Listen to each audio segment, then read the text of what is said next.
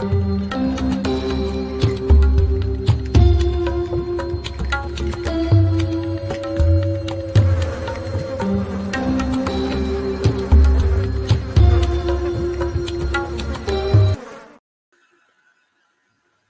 Kory.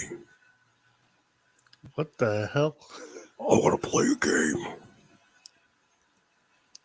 Most of your lives, you and Jess have been watching movies and claiming to be experts.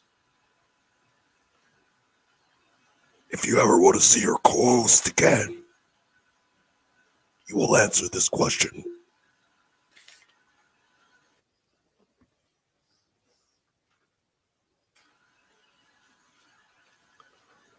What is the name of the cat in Pet Cemetery?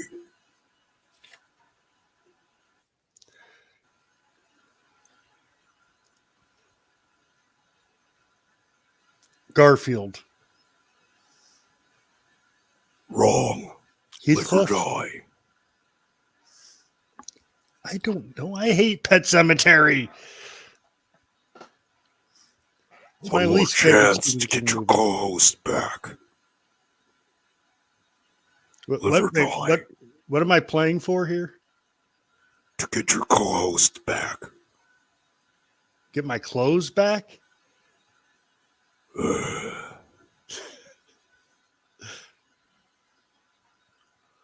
What is the name of the cat in Pet Cemetery? Sprinkles. Say goodbye to your co-host. And I'm all alone. Oh, I guess that's what I get for not liking Pet Cemetery. Hello, everybody. Sorry, Jess isn't going to be here today. Apparently, Jigsaw took him. Good luck, bud. Anyway, so apparently we are covering the Saw movies. Oh, Hello, Kory. hello. I want to play a game. Again? Again. Okay. If you ever want to see your co-host again, you'll answer this question.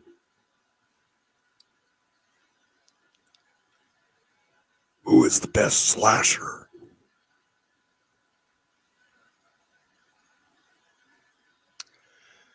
Well, I'm going to go with Freddy. Damn it.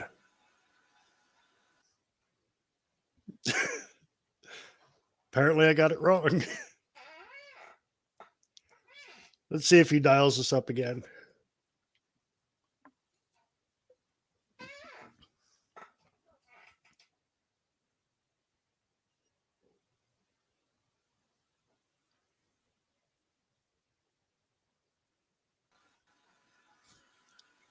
Well, shit. Maybe I got it right. So I don't need this anymore? I hope not. Okay. I just wondered. Hi everybody. You almost got me killed there, Kory. How was I supposed to know that I was going to get asked a Pet Cemetery question? You couldn't answer. Those are a simple question. Of a movie I don't like. A book I've never read. Oh my goodness. Well, anyway. And nobody in the chat could help you? Oh, I mean, you got Orc, you got Ben Grimm. So many better franchises that should have 10. I could almost agree, but we'll get into things like that. Movies. Dr. CZ Death. How's it going, Chris? Blu-rays. All right. This is a good question, Daniel Schein, and you could ask it when you get in here, but who in this community is most likely to survive a saw trap? And they don't even have to be here tonight. Think about that and get back to us. Apparently not me.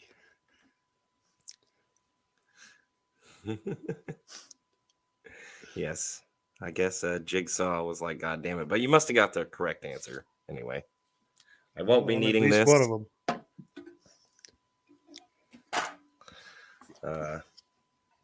Oh, and hello everybody.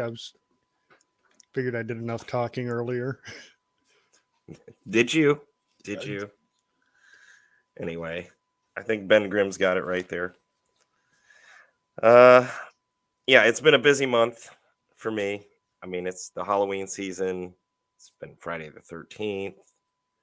Got a lot of life activities outside of this. So I did not have a chance to, well, we'll talk about it later. I may have to dip out at some point, but anyway, we'll get to that and I'll explain it a little better. But I haven't seen Spiral and I haven't seen Saw X. And I'm going to, and I want to, so I can't hang around. But I do know the rest of them pretty well. That's all I got, I think. I mean, you want to bring the people on? Yeah.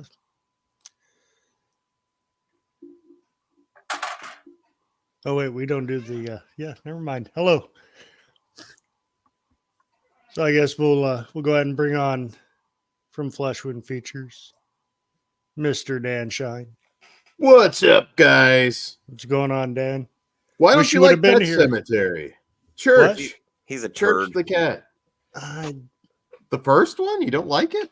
no, I'm not. I'm not a fan. I think you'd like the book too. I'm actually more of a fan of Sometimes They Come Back.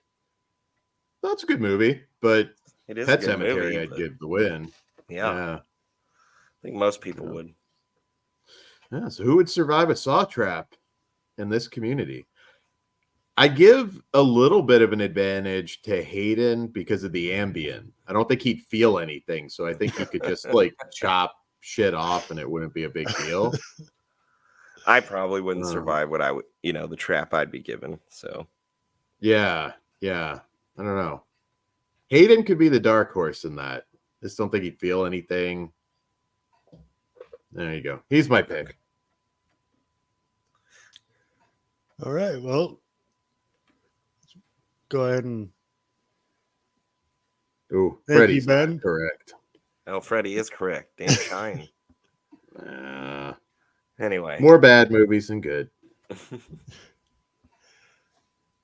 And last but not least, for now, let's go ahead and bring on Miss Sam. Hey guys. I like how it's like last but not least there's two of us here right now. Two guests. For now, excuse me. for now. for now, there is at least one more scheduled to come, possibly even more than that. We Yeah, kill them off slowly through the show. It's the horror rumble. You never know who's going to show up.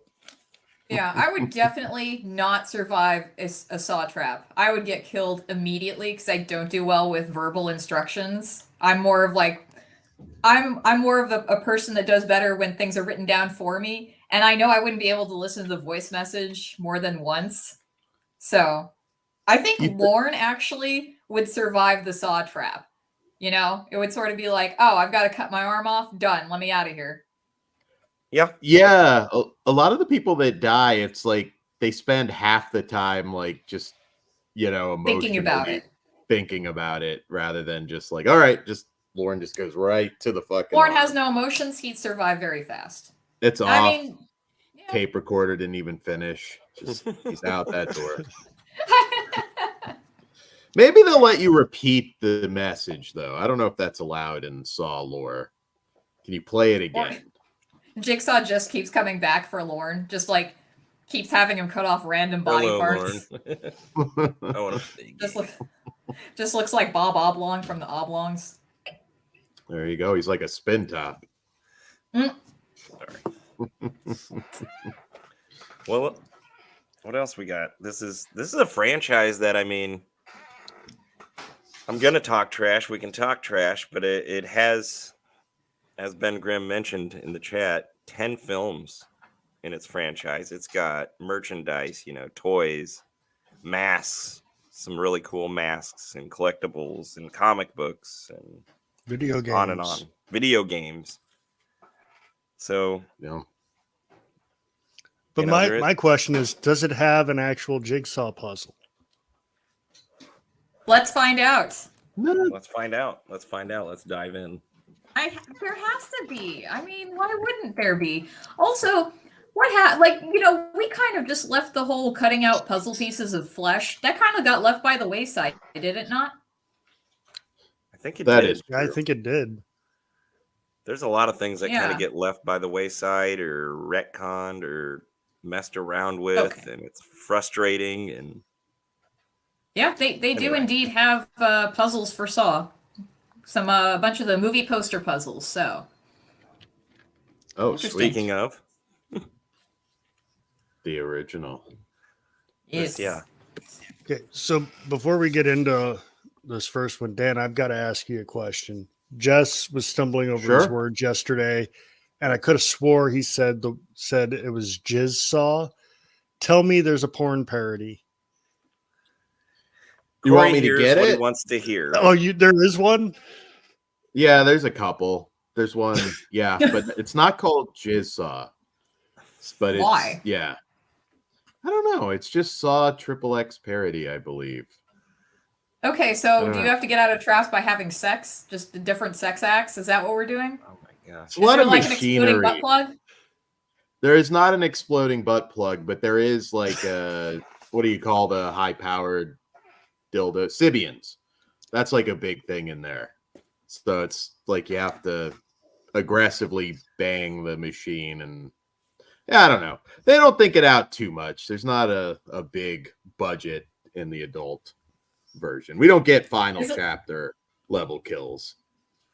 Well, yeah, but I mean, it's like I'm wondering how those traps are set up. Is it one of those things where it's like the gal has to squirt and hit a target across the room, right? Or she has to squirt so much into Not a that container? clever. Why am I not the right Not one? quite that clever. I don't There you have go, any of Sam. this You got in a my new- notes. Directing adult films. There you go. That's where it all started tonight. So, All right, so the first Saw take two. movie? Saw. Oh, look at this. Nice. That's great. 20 years So who next saw it in the year. theater? The what? I saw 20-year anniversary next year for Saw. Oh, We're man. coming up Oh, on wow. that. That's wild. My age. That is wild. But did you guys see it in the theater? I did. I did No. not see any of. I don't think I've seen any of these films in the theater. I've seen at least 3 in the theater, but the first one I bought the night it came out on DVD.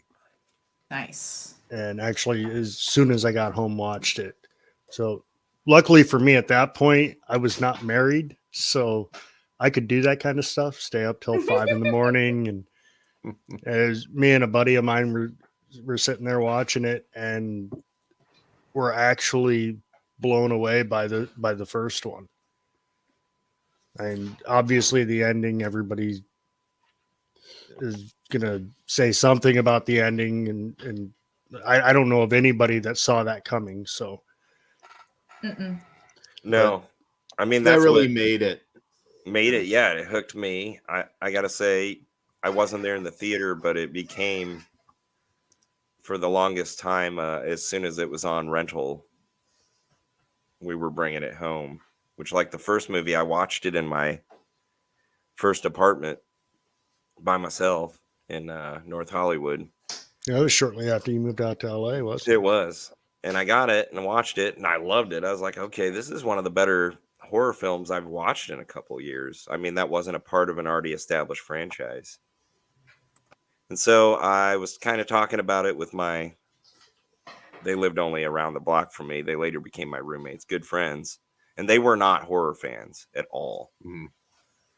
They're like, well, do you still have it? And I hadn't returned it. They're like, well, bring it over and let's watch it. I was like, really? Okay. So they watched it, and one of them fell in love with it. Dusty. Kory, you know who Yeah. he is. And my other buddy, Ryan. And he tolerated it. But, that became a tradition for at least up to the first 6 films that we'd watch it when it came out, whether it was on our outdoor projector or, we had to see Saw as soon as it was out.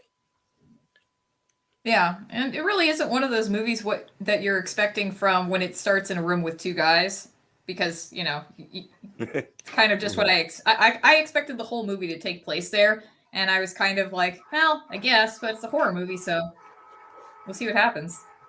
Yeah. And then just going into all the police procedural and God, it's been such a long time since I've seen it. Danny But yeah, I Glover. mean, oh yeah, that was nice. I like seeing Danny Glover back.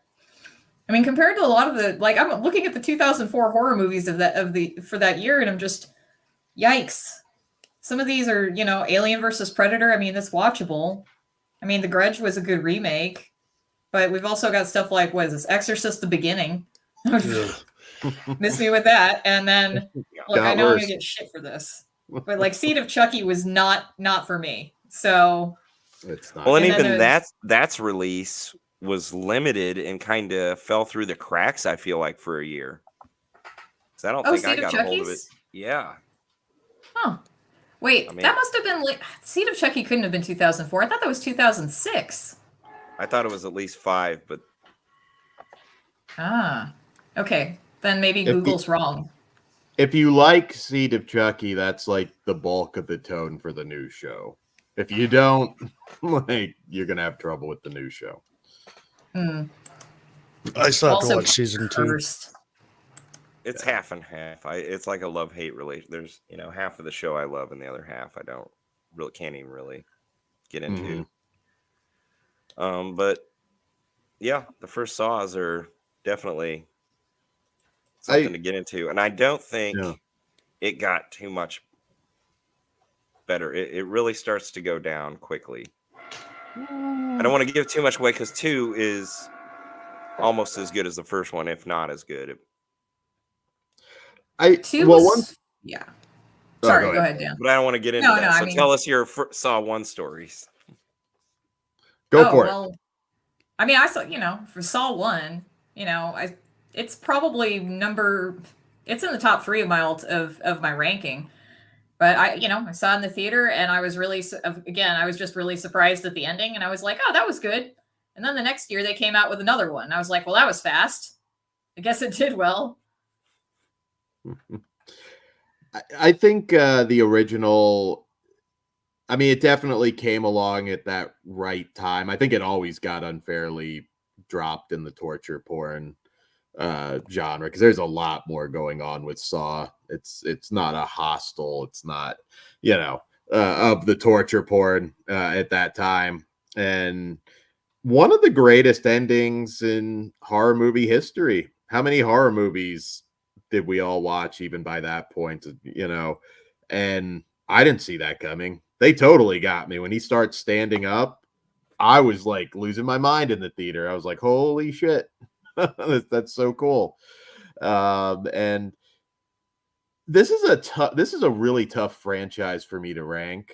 And I assume we'll probably do that at the end. But as far as endings go, I don't know that it ever got any better. No, I don't think it did on the endings. In fact, I think they just even almost got to the point where they pissed me off in their endings. Oh, I'm curious, Jess. I'm surprised you're. Yeah. I think we'll go on. I mean, I had a passion for these earlier films, and it was it did feel like a new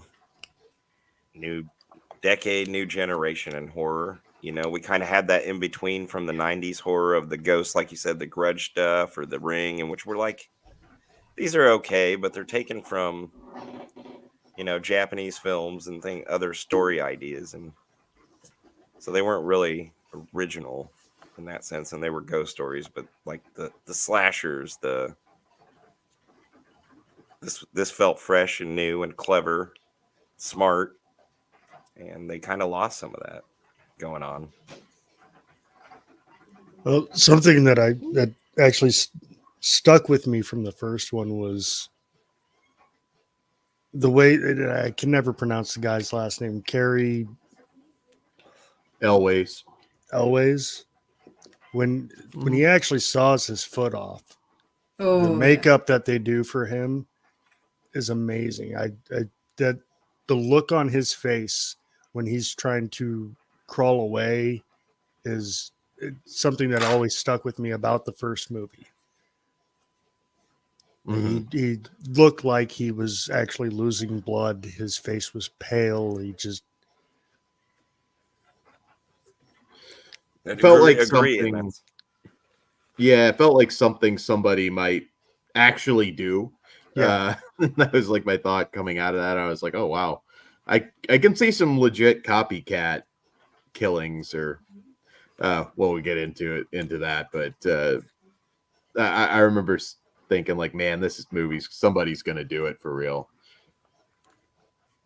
Human Centipede 2. I was like, it's gonna happen. Somebody's gonna just try and make this that was happen. quite a jump. I have not seen any Yeah. of those yet. Thank God. I haven't seen the either, and first I'm two. good. I've seen the first two. I thought I would eventually watch the final sequence, but I never did. And I There, don't there's know if I... another series I have not. What is it? Is it called Feast? Feast isn't bad. I haven't nope. seen that one either. But I the only reason that title even sticks out is because of the subtitle for the second one. It was like Sloppy Seconds or something. There's no feasting on shit in the Feast trilogy, so you're probably good. Yeah. Oh, that's good. Yeah. You're okay. Scat free. Final thoughts on Saw 1. I mean, we all seem to agree it was pretty good. Classic film. Great. Mhm. And yeah, that ending is definitely a what the fuck moment. So Yeah. And last thing is anybody in the chat.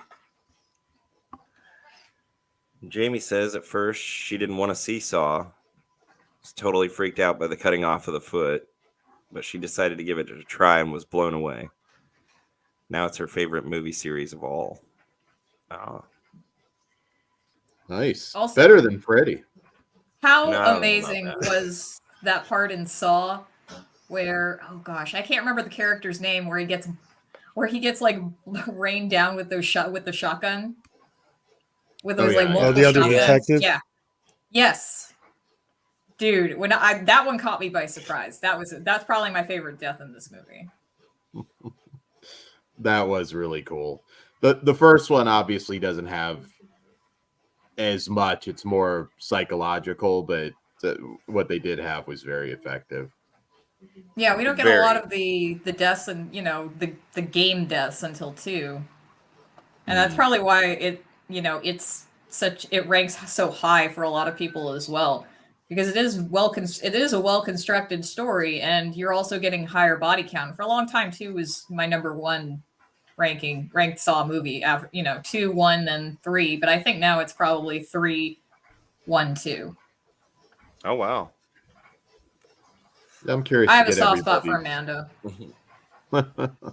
Everybody I go back and loves forth Amanda. between 1 and 2 because they're both pretty amazing, and I think you nailed it right there. It was like there's more traps in 2. I mean, we'll just kind of mesh them together here.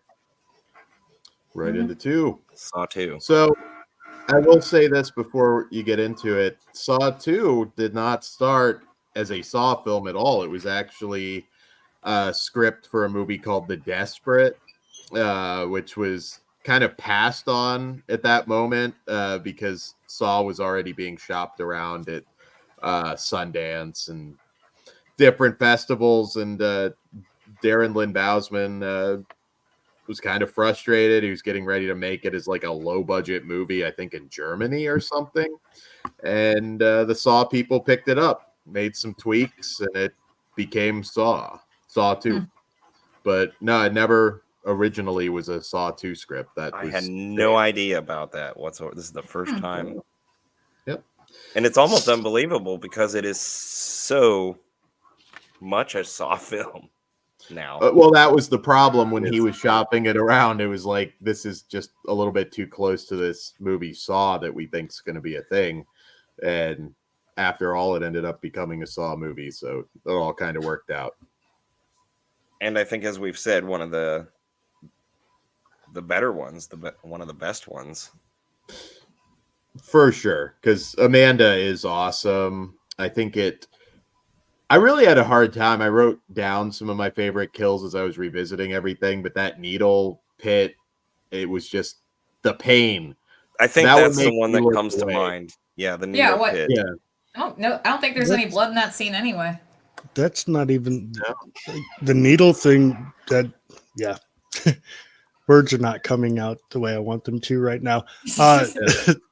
I think No, she had the- like one in her wrist, and it was like, ooh, it was like just hanging, and it just felt like, yeah. I mean, I've seen more gory kills. I mean, as you get later in final chapter, which we'll get to, there's some really over the top kills, but there's not many that made me actually kind of look away. And that was one of a few where I was like, oh, Jesus. And that's not a kill technically. So, But there See, again, for going me- back, yeah, she didn't die. But going back to Sam's point of just the clever traps in this, and it still had such a great story around it that Hmm. it's not just about the gore that you get down the road. That's not really the biggest appeal to me in the Saw movies. The traps are cool, but it takes more than that to make an excellent Saw film, and you got that with these first two movies. And see, You're for gonna me, get it it was never the needle trap that got me. It was the one where the chick sticks both her hands inside that box That was another. Oh yeah, and she that got was- stuck. That was the one that got me. Yeah. Jamie's favorite is 2. Well, Donnie was a great surprise too. I'm glad you mentioned that. Donnie didn't have the True. right stuff. But he Two really people did. got that. They should have just cashed a check and had Mark come to try and save him in the sequel. They wouldn't have been able to afford that at that time. Yeah, I think like psychologically, like the traps where you have to do something to your, like, inflict pain on yourself, that would be really hard. Like, I think we all would say, like, maybe I could do it, but like I don't know. Could you take off a limb? Those are tough. And then those psychological ones like needles or eyes. If it was an eye thing with me, I'd probably just die. Yeah, If I it's- knew the needles were sterile, but I think what really gets me is you don't know where the fuck all those needles are Uh-huh. contaminated with. That was my concern too. you'll so live, Sort of like, you'll live, but these Yeah. needles have gonorrhea herpessyphilades in them. And I don't want that. Yeah. I just don't I'm want sorry. Is that about really a you. life worth living if you've got that? I know. I think of it in any other movie too. Like if you see somebody running down the street in, bare feet, you're going to get glass in your foot. You're going to Oh, step on something. Or if you just step on glass, right? Say if there was a trap where you had to walk across a bunch of broken glass. That would really unnerve me because I'm never going to get all of the glass out of my feet. I would just have to shave off the soles of my feet at that point and give it up. Did they never have a trap to where you had to like crawl or walk through glass? Yeah, Barbed the first wire. one.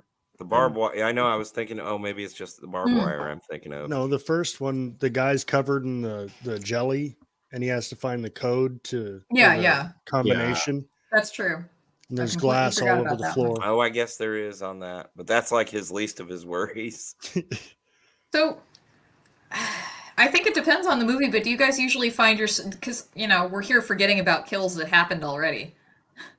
And I feel like, kind of sometimes the story is easier to keep up with than the kills because the kills kind of fade away. They take they take such a backseat to everything else that's going on, to the giant soap opera that is Saw. Yeah. No, absolutely. There's so many good ones. And I think too, they look like they hurt, which was important because, again, I'll contrast later certainly when you get to final chapter. I think that's where we're really talking gore porn. I'll save my thoughts about the movie, but here it's like everything just looked like it hurt. It was very well thought out. One thing that you suffer a little bit later on, and granted, they're just, side characters, victims, so you don't get to know a lot about them, but there were a few people where I was like, really? Why are you in a trap? It doesn't feel like you did something bad enough, at least Yeah. a little bit that they give you. But no, 2, I think, is just one of the great sequels. I mean, I remember going into 2 thinking, like, Saw was such a perfect little low budget horror movie that just blew up. And I feel like they're going to really be pushing it, trying to turn this into, just some franchise monster. How are you going to turn with a guy dying of cancer? How is that going to become a Freddy Krueger or Jason Voorhees? And lo and behold, 2 is fantastic. What up, Brian? Yeah. And again, arguably just as good, and some even say better than the first. Yeah. And the music. We haven't talked about the music, but Good point. such fantastic music that adds so much to this franchise. Just right up there, almost with Christopher Young, my favorite in terms of the Hellraiser music. Just perfection so far. Yeah. Hellraiser is great. Yeah. As much as we all like the ending to the first one, I think I like the ending to the second one almost as much, because they give it away at the beginning, and you don't. It's like a throwaway thing. You don't even think about it until the very end when they show you where the kid is. Yeah. He tells him. I What does want he more. say? If you just sit here, Kory, or Yeah, I want more Amanda. Like, not to give away anything later, but I do feel like there's some points where I'd like to see a little bit more of her story filled in there. Well, when we go into 3, I almost wish they would have saved her. Yeah, of course. To continue, we'll get to that, but yeah.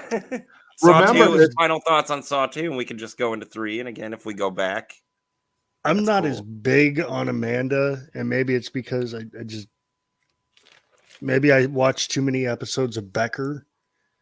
Was she in that, the actress? Yes, Yeah. Shawnee Smith. Shawnee Smith, yes. Yeah, she plays one of the receptionists. Different. I was waiting for Ted Danson to show up in a trap. So I just picture she's the same person, and she just went like down a really dark path after Becker. Oh my god. That's just how it can work. It could work. So there you go. If you watch Throws Becker in the trap for doing blackface. There you go. Just like Jigsaw's replaced by an SJW in the new one. Just oh my goodness! You made this tweet back in 2008. Well, they just get so again. I mean, at this point, I put it out in the universe. It's going to happen now. Oh, it could. And I mean, I almost might even enjoy that than some of the later reveals of things. And I saw you follow Alex Jones. Goes through your likes list. Just even if, as long as that person isn't retconned to have been like there all the time, hiding behind the toilet or something throughout the whole thing. It's a ghoulie. Ghoulie just pops out at the end. He's puppeting it all. Now I'm curious, would this franchise actually work in space? I want it to. I would be fine with it. I mean, with John Kramer's dead, but they could always clone him. Yeah, or like put his whatever in a computer or some shit. Yeah. So or wait, Saw in Space is in the future. Just got it. No. It's going to be an AI recreation of John Kramer. Done. There you go. Got it. Figured it out. It's going to come down the line at some point. You just open with a gray, just in some elaborate laser trap. It's like, you have probed so many people. Okay. There's a lot of ways you could take that, and it actually might be one of the best horror in space films. Oh my god. Lorne, if he's listening, he will probably approve. He needs to write it. Write it, Lorne. There you go. Can we get some aliens in the Jigsaw traps? Saw in Space. You got like Elon Musk is like the new Jigsaw. It's like it's not. Yeah, we're almost there. It's fine. All the jigsaw traps are just experiments for the Starlink monkeys. I mean, the Neuralink monkeys. I could see it. I mean, we're already past. Jason X went to space. Saw X hasn't yet, so Had we're Leprechaun. good. Saw X Yeah. won. There you go. You're only obsessed about your gold. You failed to live your best life. I'm sorry, my nonsense is derailing. No, that's fantastic. No. Semi-final thoughts on Saw 2. For me, I think they're possibly some of the best kills in the whole franchise. Now, that doesn't mean they're the most elaborate, but just I don't know, the whole movie. I think it does later become about, oh, how can we make these traps bigger, and it isn't necessarily better when they get too complicated or too tricky. Yeah. I think Perfect sequel. Yeah. I think Billy Bean has a good suggestion for Saw in space. Yes, Xenomorph in the reverse bear reverse bear trap, right? Yeah, Reverse think bear so. trap. Okay. Yes, I would love to see that. E.T. and the Rib Ripper right beneath that. Speaking of which, the Rib Ripper is my favorite trap in this whole, like, Carrie's death is my favorite death in the whole series. And E.T. would be hilarious in this. That would be. He's got to save Drew That is a Barrymore good one. somehow. Like she's dangling above like an acid pit or something. He fails and his ribs get ripped open and Reese's Pieces fly out. Just everywhere. That'd be a good 3D gag, actually. Easy peasy. Mhm. Just Reese's flying right at your face. Why do these shows, when you're on, always end up with things flying at people's faces, Dan? Just happens. Just happens. And our viewership just dropped in half. All right. But two I'm not going to say better than one, but it is a it's almost on par. I'm not going to say better. It's hard for me to do that, but it on doesn't par get is any good. better. I'm the same way, Dan. I can't say it's better. There's times where I want to, but they're equal. 1 and 2 are equal. Great build on it, which is shocking considering it didn't begin as a sequel. So now Sam already told us what's become her favorite. Kory, is 1 and 2 or are either of those or both your favorites of the franchise? I think part 1's still my favorite. The ending to that one is just so good, and like I said, the ending to 2 is right up there with it, but it's up there with it in a different way because it's so simple. Like they tell you at the beginning of the movie, all you have to do is sit here, just talk to me. And being a parent and knowing how I would react if I'm sitting with the person who kidnapped my kid, I couldn't just sit there for 2 hours. So I get it, but no, the ending to the first one is definitely what puts the first one over the top for me. So I would probably go 1, 2. All right. Are we ready? I think so. Good to go. I mean, this truly encompasses, or at least at the time, I thought this was going to be it. Because like you said, John Kramer had cancer, and the ending of this, obviously, it was a solid ending to a trilogy. And this was a time where they'd really, if it was set as a trilogy or became a trilogy, you really didn't have a part 4 yet. So you thought that was going to be it. This was going to be the final chapter, you really thought. And they made it really seem like it was. But I guess I'll just keep going. I'm rambling as it is. It's a solid entry. It's my third favorite. I think to me, it's definitely not as good as 1 and 2, but it was a perfect closer. I felt like, okay, you don't need to go on and really start weakening this franchise. And they did, kind of, but I still like them. We'll start disagreeing more as we go along.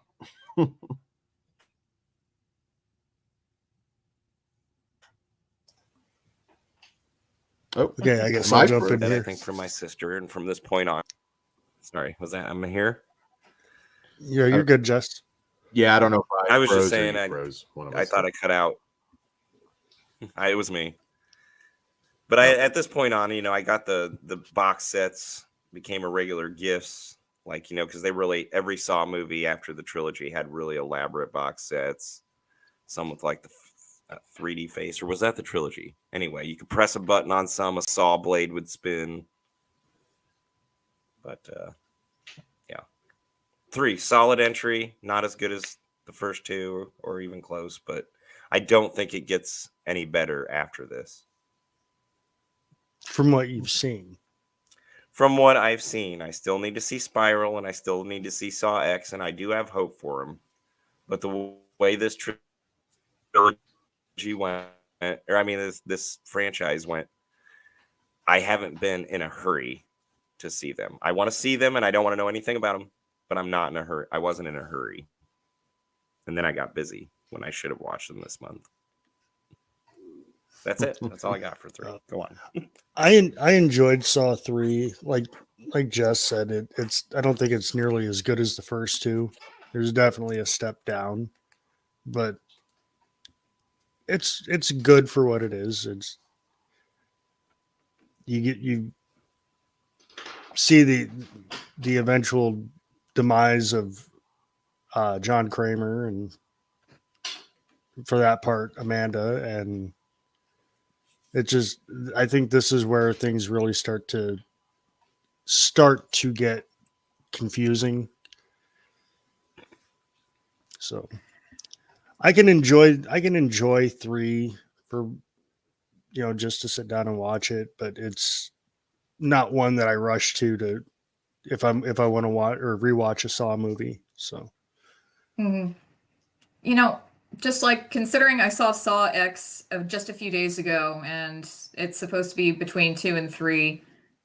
I feel like there's another movie between 10 and 3 that really should probably fill in some holes. Mostly, like we need to talk about about Amanda's extensions, because everybody's seen the Saw X hair, and it's so short, and then it's in Saw 3, it's so long.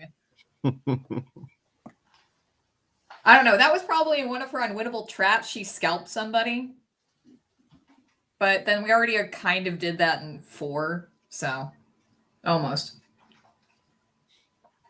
Could just be like Hoffman telling her. I mean, that was a noticeable thing for... her in Jess's 4 or 3 though, with the hair. I mean, her hair changing, having issues. It's a nitpicky thing for me to point out. More than normal. But, John does not have long to live, and Yeah. Come on. Unless it's a wig, maybe it's a wig. Could be. Maybe Hoffman just said, "I think your hair looks nice," and she's like, "Fuck you," and just did something radically different in between there. I don't know.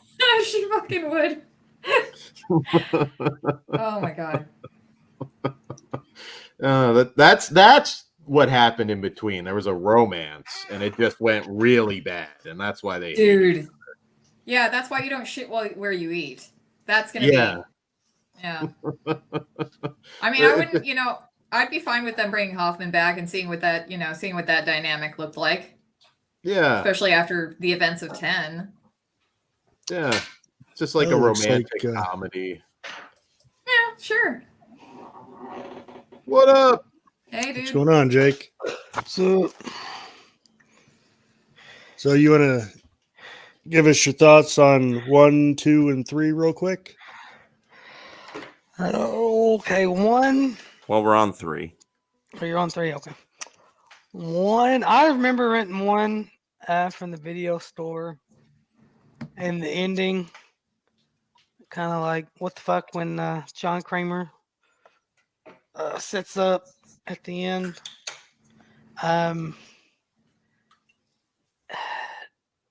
I'm probably gonna say this a lot for a lot of them, but every time I rewatch it, it just doesn't hold up as good as it did. You talking about Saw 1? Yeah, I think after the ending's over, after the surprise, I think it's the same for like the original Friday 13th. After you know what the surprise is at the end, it's not. I don't know. It's not as rewatchable. Okay. That's the first time we've heard this tonight, but I do get it. It does make sense. I somehow still enjoy it. I do. I still do. The I do most. enjoy it more than a lot of this crap that's in this franchise. Jake. So yeah, I like the first one. I don't know that it's my favorite, but I like it. 2 used to be my favorite, and it still kind of is, but it's another one. Like I just rewatched all of them because 10 or Saw X or whatever came out, even though I still haven't seen it yet.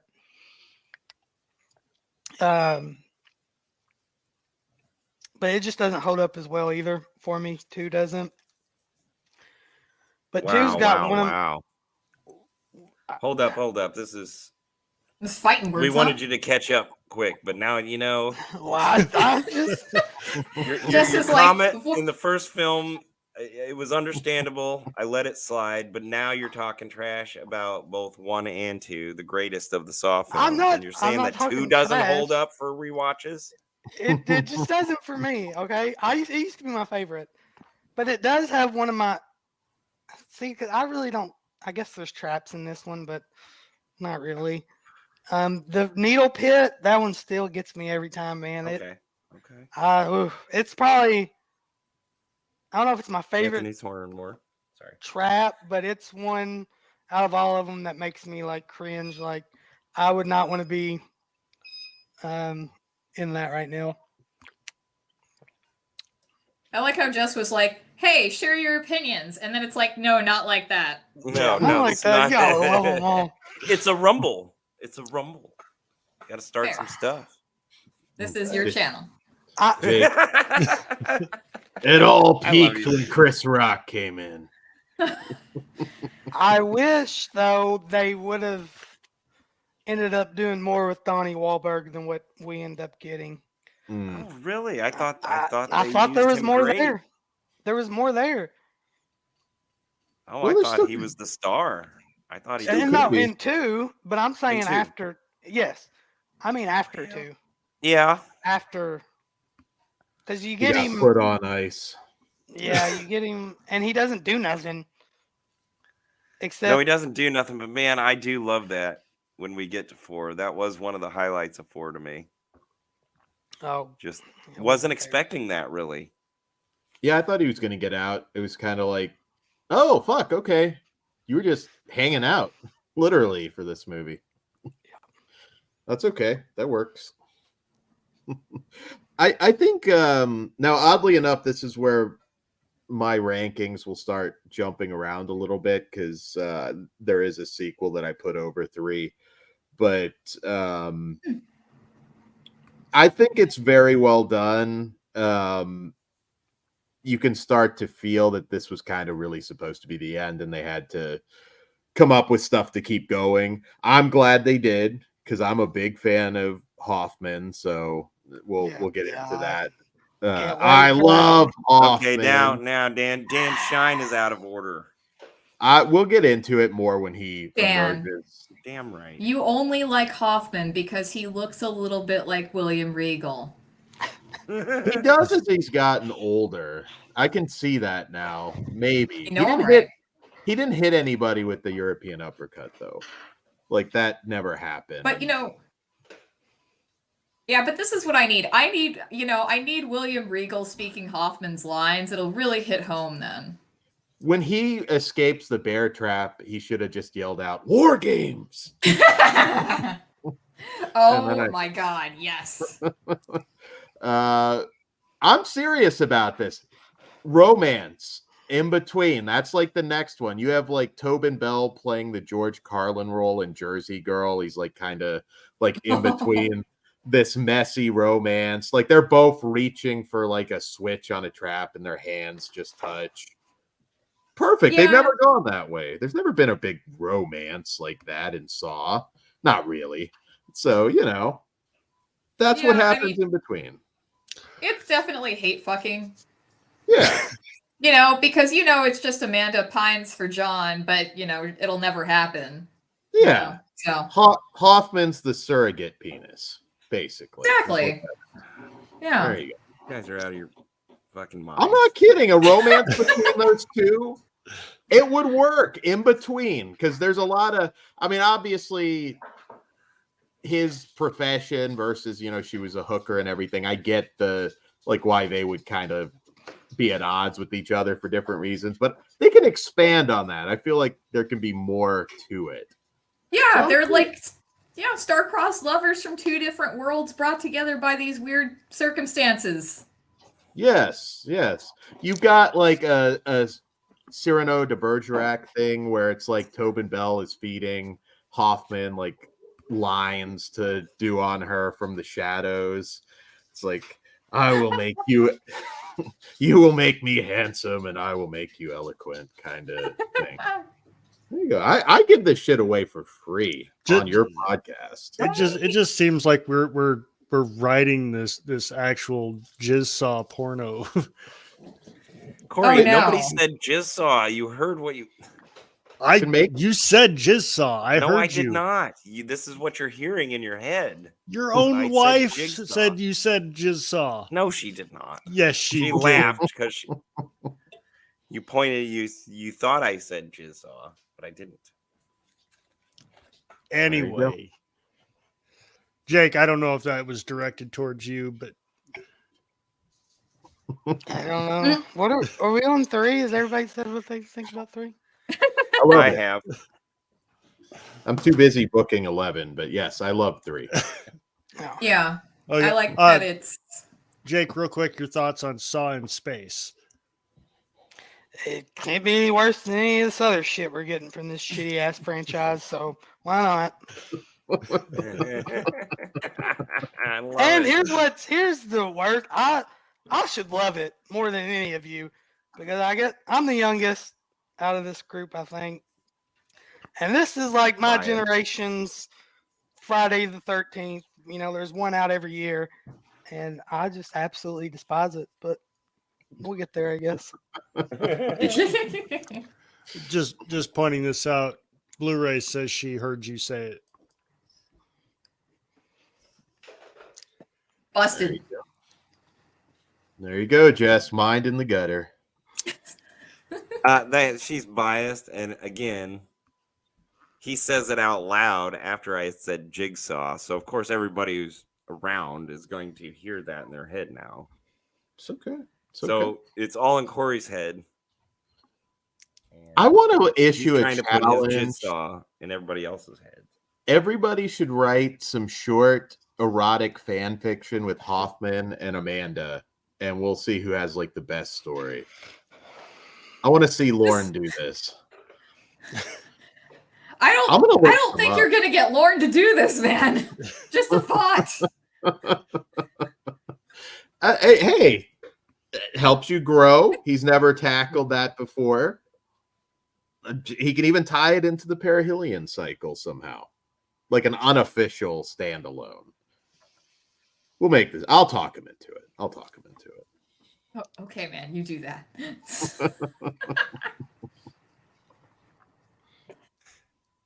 Are we still on Yay, 3? 3.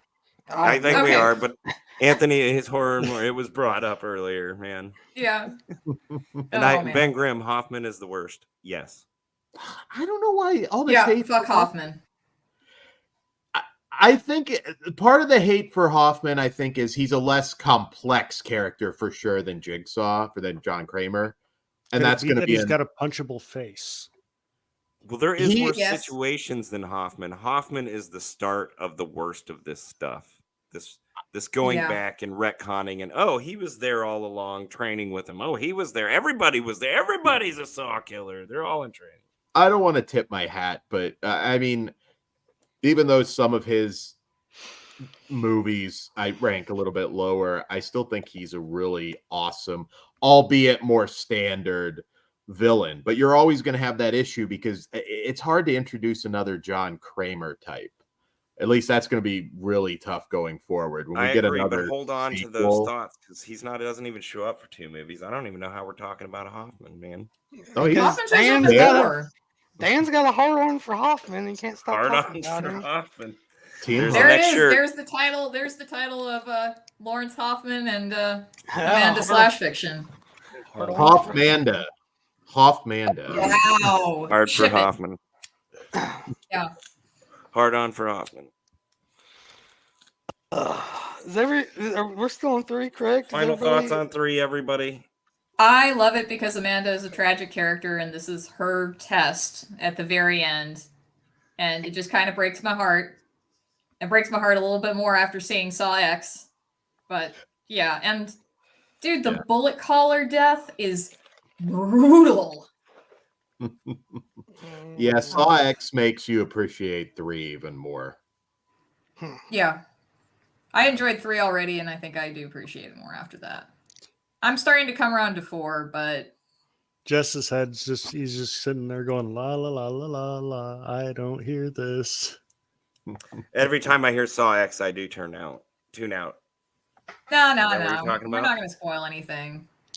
No, we're not giving anything away yet. I haven't really caught anything that I either didn't already know or I just that would give anything away. So, Is good everybody evening, done Daily Ghost. Sorry, discussion Hey, over Saw Ghosty. 3? What about We Saw are- 3? Alright, Ghost. I think Everybody we're done done. gushing over it? Because I really wasn't gushing. Are we ready to shit on Saw 4, 5, and 6? Let's do this. Kind of. No, but I haven't it's- got the shit on Saw 3 yet, so Oh well, Oh, I'm please. sorry. Go ahead. yeah. No, it seems to be everybody's favorite for whatever reason. It's okay. It's a better, might be the best of the franchise, but I just still don't. Are you feel saying like it's- 3? Yeah. No, it's I wouldn't say everybody gushes over it as their favorite. Quite a bit. For I mean, Corey, I Dan, and agree I, it's- it's 1 and 2. I think, it's right? got- Yeah, I think 2 1 and tends 2, to be more 2. popular. I think everybody loves 3. Either way, Definitely I don't interesting. love it. I don't. It's fine. I get why everybody likes it because it's, I guess, more of a emotional story and actually has a story unlike some of the other ones. Hmm. Again, it's better than anything that came after it, in my opinion, that I've seen Yeah. up through Jigsaw. I do like the journey of the guy that, he's got to make all these decisions into getting to the dude who killed his kid or ran over his kid or whatever. Yeah, and having to make those decisions to forgive. Yeah. And I feel like, comparing that with like Rig and Saw 4, because he has the obsession with finding Detective Matthews, they kind of pair well together. But I don't know if you can I don't know if I'll be able to give any kind of leeway to 5 and 6, so just fair warning. 4. Are we on 4? I'll go 4. We'll kind Do of you wanna- piggyback off what you I said think about 4. we're ready. We can always go back. Are you ready for 4 then? Sure. 4. The Hello. autopsy scene is beautiful. In the opening, It is is that the good. Yeah. Yeah. When they're doing it, working on John. Mostly because he's been this villain for 3 films, and we just saw him die, and then it's like you see him being cut open. It's just like, no, it's just another person. No kind of monster, just another Yeah. man of flesh and blood. And that's cool because, like, okay, how are they going to do this now? And this is great that they're not trying to make up some bullshit. Well, I think they shot themselves in the foot after 3. And I don't know if they realized it yet or not. But we talked about it earlier with John, fighting cancer and not winning the battle. There's no where they could go. that was going to Exactly. I don't know why you believable. couldn't have just left yourself open and he wins the battle. You can still get, he realizes how precious life is and all that shit. You can still have that, but win the battle and you set yourself up to not go in the direction that they had to end up going and made it bad, because Kramer is this franchise, in my opinion. I And don't without know if that him, would have it made lacks. the impact though, and that's what, especially these first 3 films. Would it have made it and even worse 4 than now, what we talking about the got? autopsy. Saw 4 is the last movie to me that actually really makes clear sense in the Saw franchise. But it doesn't, because what has, other than wouldn't have saved fuck, I don't know his name, Donnie Wahlberg, does the cop that goes through everything, what did he do so wrong other than want to save everybody? Yeah. I mean, didn't he have? No, that was literally his whole thing. Not rushed to save everybody. Had he not rushed in the room, they would all lived. Well, It's- no, Well, Oh, it's go also about obsession, yeah. right? Like you're obsessed with something, and it does, it obviously has messed up his relationship with his wife. They're rather estranged. That's You right. know, He and did I'm- become obsessed with. Yeah, that's Yeah. a Is good that enough such a excuse. bad thing to be obsessed with, that you want to save your friend? Oh, it's not that. It's just like obsession can lead you down a destructive path. And that's essentially what happens, to the point where it's like you're so obsessed with something, you don't have a clear head. You're not thinking straight. You're going through an unsecured door, just rushing right through. So, And well, and also not everybody was like some complete monster that ended up in a saw trap. I mean, it's No, not that's- appreciating your life. It was also, he's still a corrupt cop. There's stuff that is still going on there. Like I said, there's a few small ones later, like where they just briefly explain why they're there, and it's like one was because of smoking or something, and I was like, Jess, we're fucked. yeah, it's like you might want to, like, I don't know, they found like some snuff video he made or something. Like, gotta give me a little more than that, because I'm not so sure it warrants a saw trap. But Dan, yeah, I your don't porn know. collection is going to get you in a saw trap. There you go. An entire room. It's unacceptable. Viewership just dropped again. But yeah, no, I mean, he was very much against corruption. There's not a lot of truly squeaky clean characters in the Saw world, if you really break it down. No, but they did, like you did say it. They, some of them, a couple of them didn't have, like you said, if it's something like smoking or something that somebody's, I mean, slacking in your relationships was also something that was kind of in there too. So, I mean, it depends how you look at it. John Kramer does not want you to die. He is a murderer, no doubt about that, and they explore that a little bit more later. But he's not. His goal is not to kill you. It really is in his head that he's giving you a really extreme form of therapy to get you past This is the tumor. But yeah. Hold on a Yeah, how second. much of this is the tumor talking? Hold on a Could second. be. How is he a killer? possible. I mean, it's. Oh, I mean, if you break it down to like the simplest thing, if he hands a guy a loaded gun and just says don't pull the trigger, and the guy pulls the trigger, is he still the killer? Again, that's why some of these questions are deeper than all typical of the torture traps porn. that he set up. He set up with the Well, the goal was that the person was supposed to do what they had to live. So yeah, but there was a still- way out, and he explained that to them. Sure, but it's still murder because he's putting you against your will in a situation where you're in peril. Some traps are a lot more difficult to navigate through than others. Like some people have an easier time. They explore that, and it's not a spoiler, but that is explored a little bit in X, like the morality of his process. Was that something that was brought up in 3 or 4, where you find out that Amanda rigged the traps so they couldn't beat them? This is where it starts to blend together a little bit, so I don't know if I have a definitive answer, but because it does get very complex. That's why I had to rewatch some of them. But yeah, I mean that she failed her test in 3, and then yeah, I mean that was.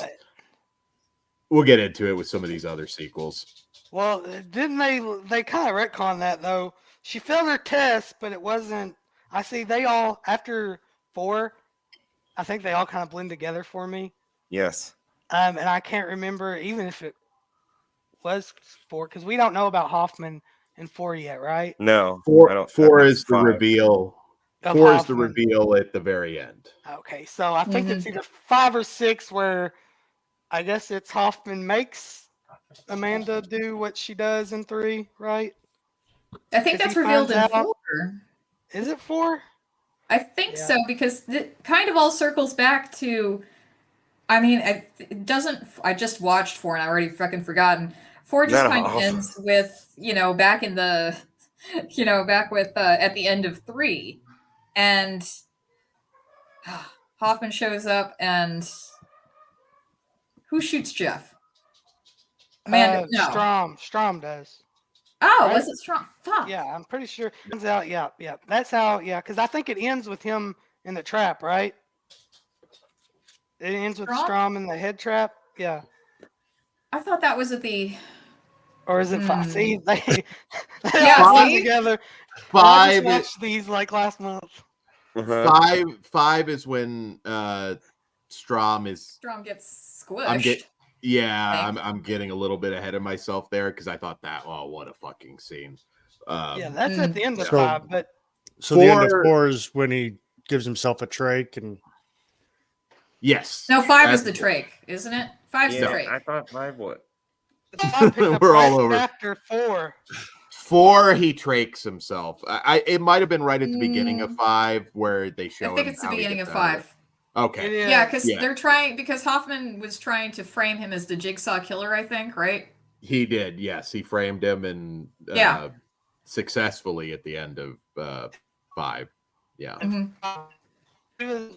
He was supposed to die, so Hoffman could have been the only survivor in 4 and be the hero, right? I think that what his plan was. Yeah,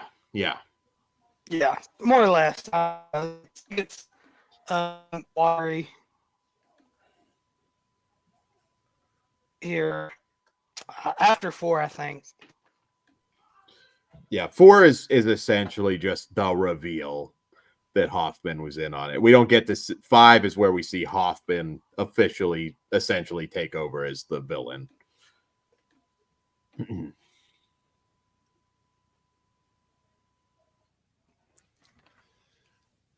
Anyway, I need to complain about the fact that I could not keep up with a lot of the events the first time I saw, which is interesting because I had misremembered. I think I misremembered seeing 5 in the theater. I think I'm pretty sure. I think I ended up seeing 4 because that came out in 2007. I was kind of looking back on when I'd gone, but yeah, it's neither here nor there. But part of my problem with why I couldn't keep up with it is, for me, Strom and Hoffman, they have a similar face, just kind of like just another dude face, right? So you can kind of only tell them apart from the hair, and even I just kept getting them confused. And I was like, I have no idea what's going on. And this goes on for how many movies? 3, 4, 5, and no, 4 and 5. I think 2.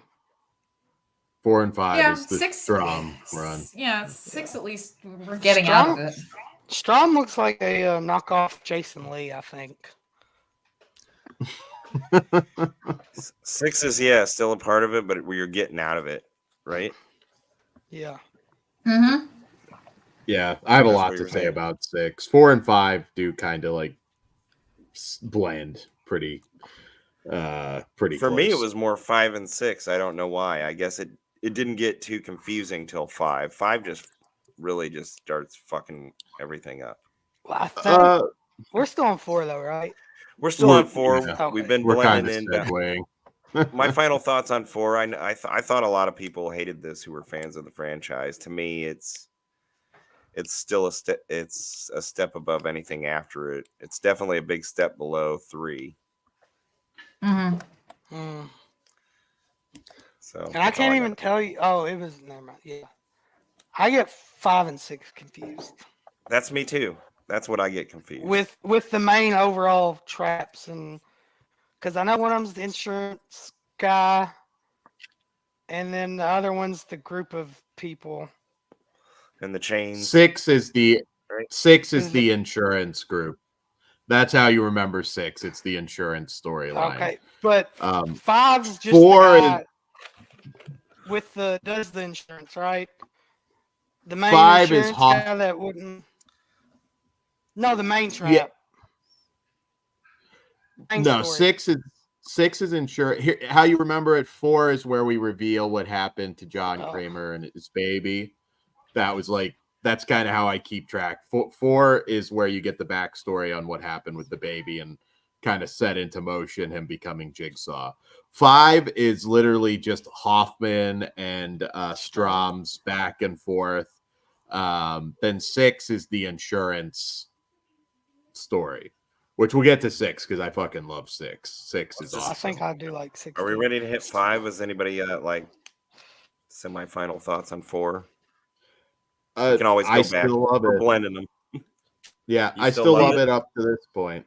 Yeah. The only Okay. thing I really remember about 4 is my wife is a huge fan of the show The Gilmore Girls, and the guy who plays Strom Strom is plays Luke Yep.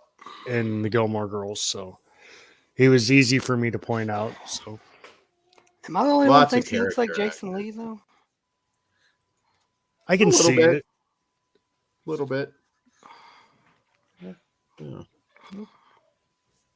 There's a lot of good character actors, like almost big things in the Saw franchise. Like they never quite got there, but yeah, I think I dug up a magazine or something a while back where Costas Mandylor plays Hoffman, was like listed as like one of the most promising future superstars in Hollywood. He was in a movie called Mobsters and did a few things, but he never was kind of in that B movie realm for a long time until Saw kind of was his big highlight of recent years.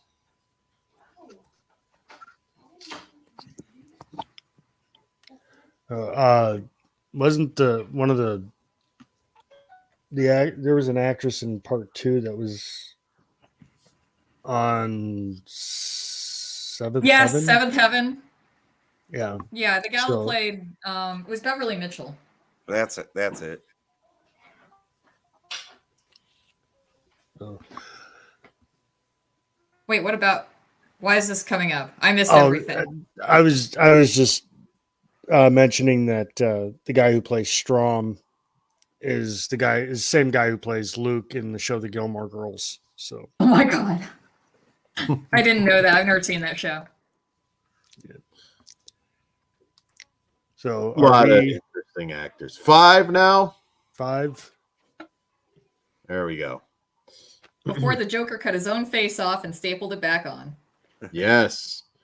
This one's easy to remember. I mean, this is Hoffman trying to cover his tracks.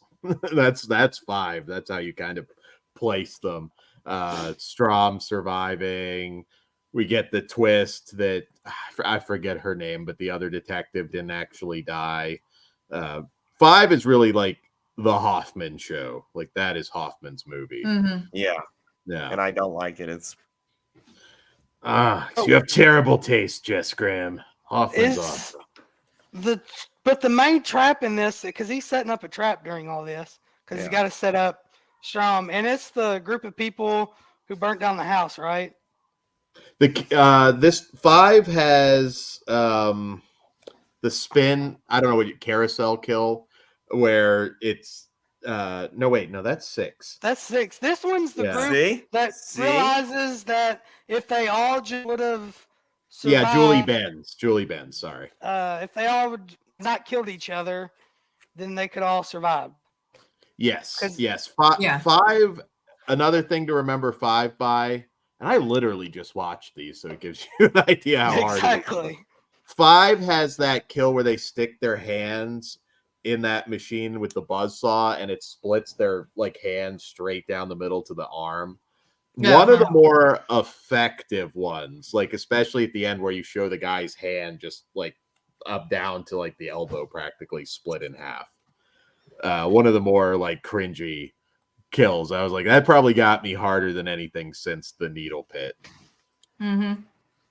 Yeah. 5 is, yeah, Julie Benz, Peter Facinelli, if you even know those names. I try and keep it straight by actors. That's how my mind works. Julie Benz, she was in Dexter. Dexter, Angel, Buffy. Yeah, a lot of stuff. Rambo. Yeah, Rambo 4. One of the best ones, actually. But what I love most about 5, I think it's one of my favorite endings when Strom, who's not the most likable guy either, to be honest. Strom's kind of an asshole. Not that he does anything wrong necessarily, but when that wall's coming in and he's just screaming at Hoffman in this inside like the glass coffin, and that is powerful shit. When you just see like the arm start to fold up, and I thought the ending of 5 was really awesome. I was enjoying the Hoffman run, like full on villain, quite a bit. I understand there's not as much nuance to his character as John Kramer. He's more, your standard villain, but man, does he do it well. He chews the scenery. He is so good in this. So Team Hoffman, sorry. You needed somebody to hate. You couldn't hate Amanda. You know what I mean? Like Amanda is a little more. But I you hate hate Hoffman Amanda. because he's boring. He's not boring. How's he boring? He's I don't know. It It's He's just kind of like, unnecessary. yeah, and I mean, like, I kind of knew he was already going to be the villain at the beginning of 4, and I was just, oh, it's that guy. Okay. Yay. Yeah. found it well, pretty It's not the easy to not worst. like Amanda after you found out that she had rigged the trap so that Yeah. they couldn't survive. So yeah, and that's why I feel like there needs to be some stepping stone between Saw 10 and Saw 3. Sorry, I will stop saying that. I swear, I'm done. You'll get there. You'll have your moment. We'll get there. I mean, we loved Saw X, and it's a prequel. I think there's another prequel that for sure that you can tell to fill in a little bit of the Hoffman Amanda gaps, and it might focus more on Amanda is what I kind of sense, but because we kind of know Hoffman, why he is the way he is and everything. But yeah, I'm excited to see that, and I hope it's one of those ones where we get the same amount of focus on just Amanda as we got on John Kramer and X. Well, I mean, why not? As much as they keep going back again, retconning this, so he was there the whole time training. They were both training. She was just training. Everybody's training. Everybody's Jigsaw. Yeah. Am I the only one that don't give a shit about John Kramer and his story? And I just want to see people in fucking traps. I mean, that's what I want out of these movies. I don't care about anything else. I would have been happier if it was just as straightforward. I think they tried to keep clever, and they just ended up getting just over. I'm curious. Too much. It's not really clever. It's just too much crap thrown at you. I think so far we're still very clever. When we hit final chapter, I understand it kind of. It's just all about the kills at that point. But wait till you see Saw X. I can't see you not liking it. I'm not gonna like it because I want to see people in fucking traps, and that's it. You do. Less I don't of it. care about John Kramer. And It'd be what's better more- if it was okay. just copycat. Be You're John- muted, Jess. If it's not going to be John, I would or straightforward like handing over of the Saw thing. I don't like all these. Let's go back in time and see this is what was over here.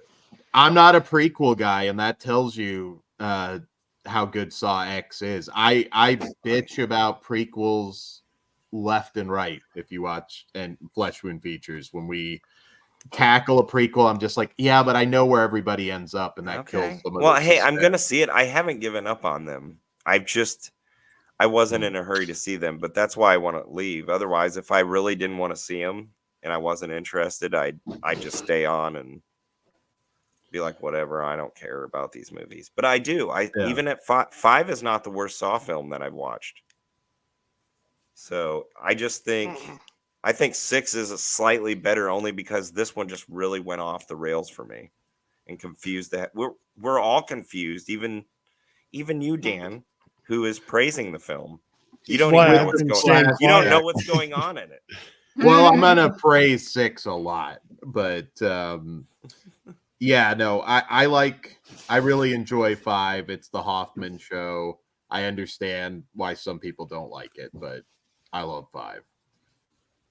But 6, as far as my rankings go, that is way up there. I think 6 is tackling. I'm jumping to 6 already. I'm sorry. Well, let's hear anybody 5 anybody thoughts, missed sorry. on 5 yet that hasn't talked or I don't care. I wish I did, but can't. I can't tell anything. I can't tell it apart from. Can't tell it apart from the last one and the next one. I can't. I guess I'll just throw. Should I throw up 6? Kory, Jake, the poster. Unfortunately for me, from Mush 'em 4, together. 5, 6. Basically, I think up until Spiral, I'm just kind of like I remember that part, but I couldn't tell you which movie scene was in. So I can watch the movies, I can enjoy the movies. I couldn't tell you jack shit about which movie had which scene. I think it's a franchise where you always feel like you have to watch everything that came before when you go into the new movie.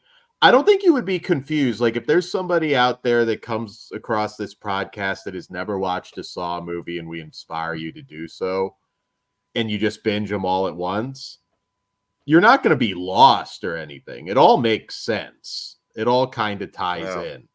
It stretches. Yeah, but there's some just things. so much that you're trying to. Yeah, I to agree. Remember.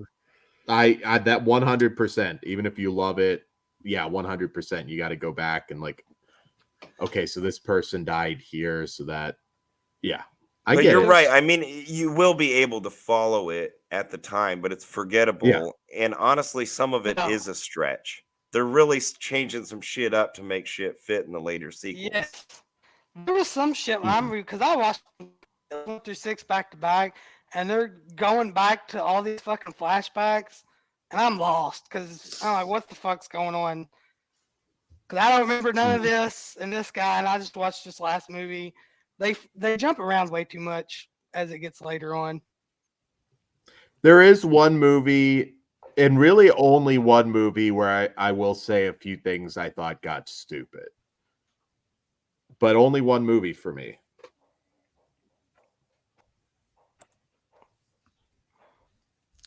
I think we're ready for 6. There we go.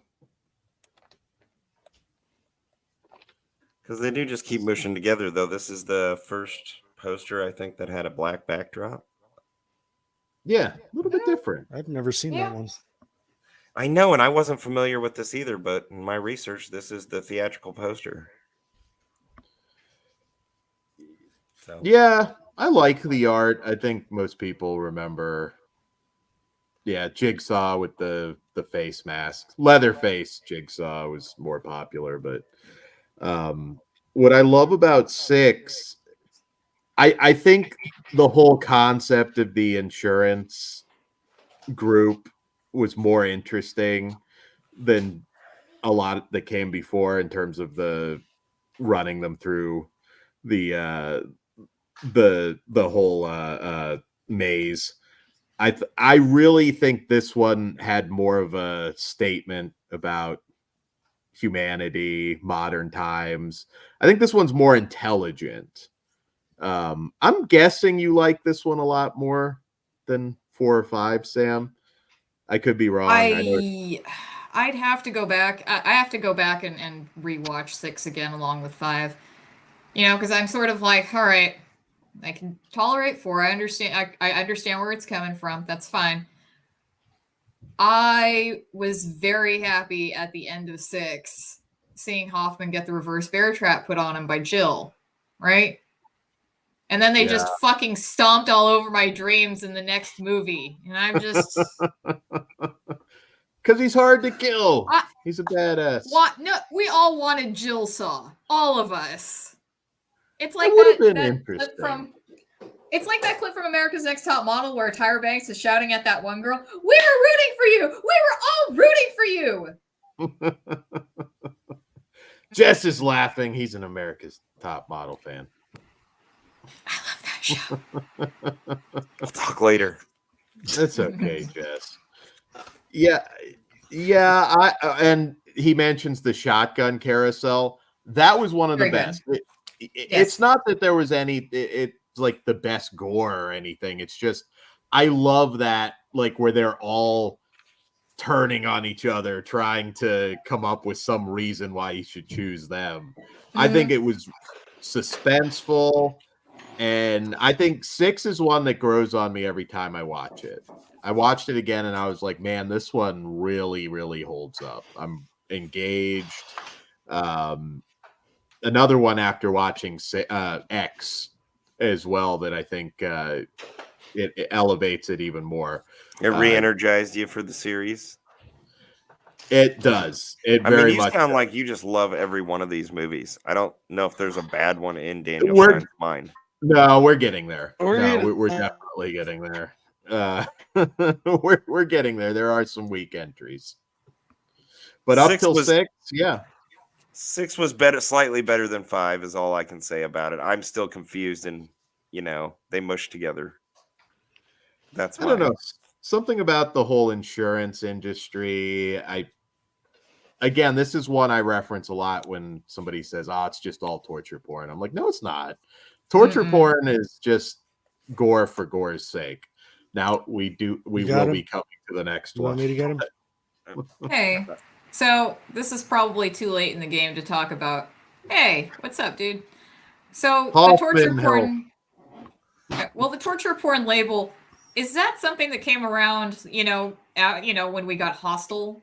It's like we had Hostel, and then that was the year after Saw, and didn't we also was Saw 2? I guess also the same year as Hostel.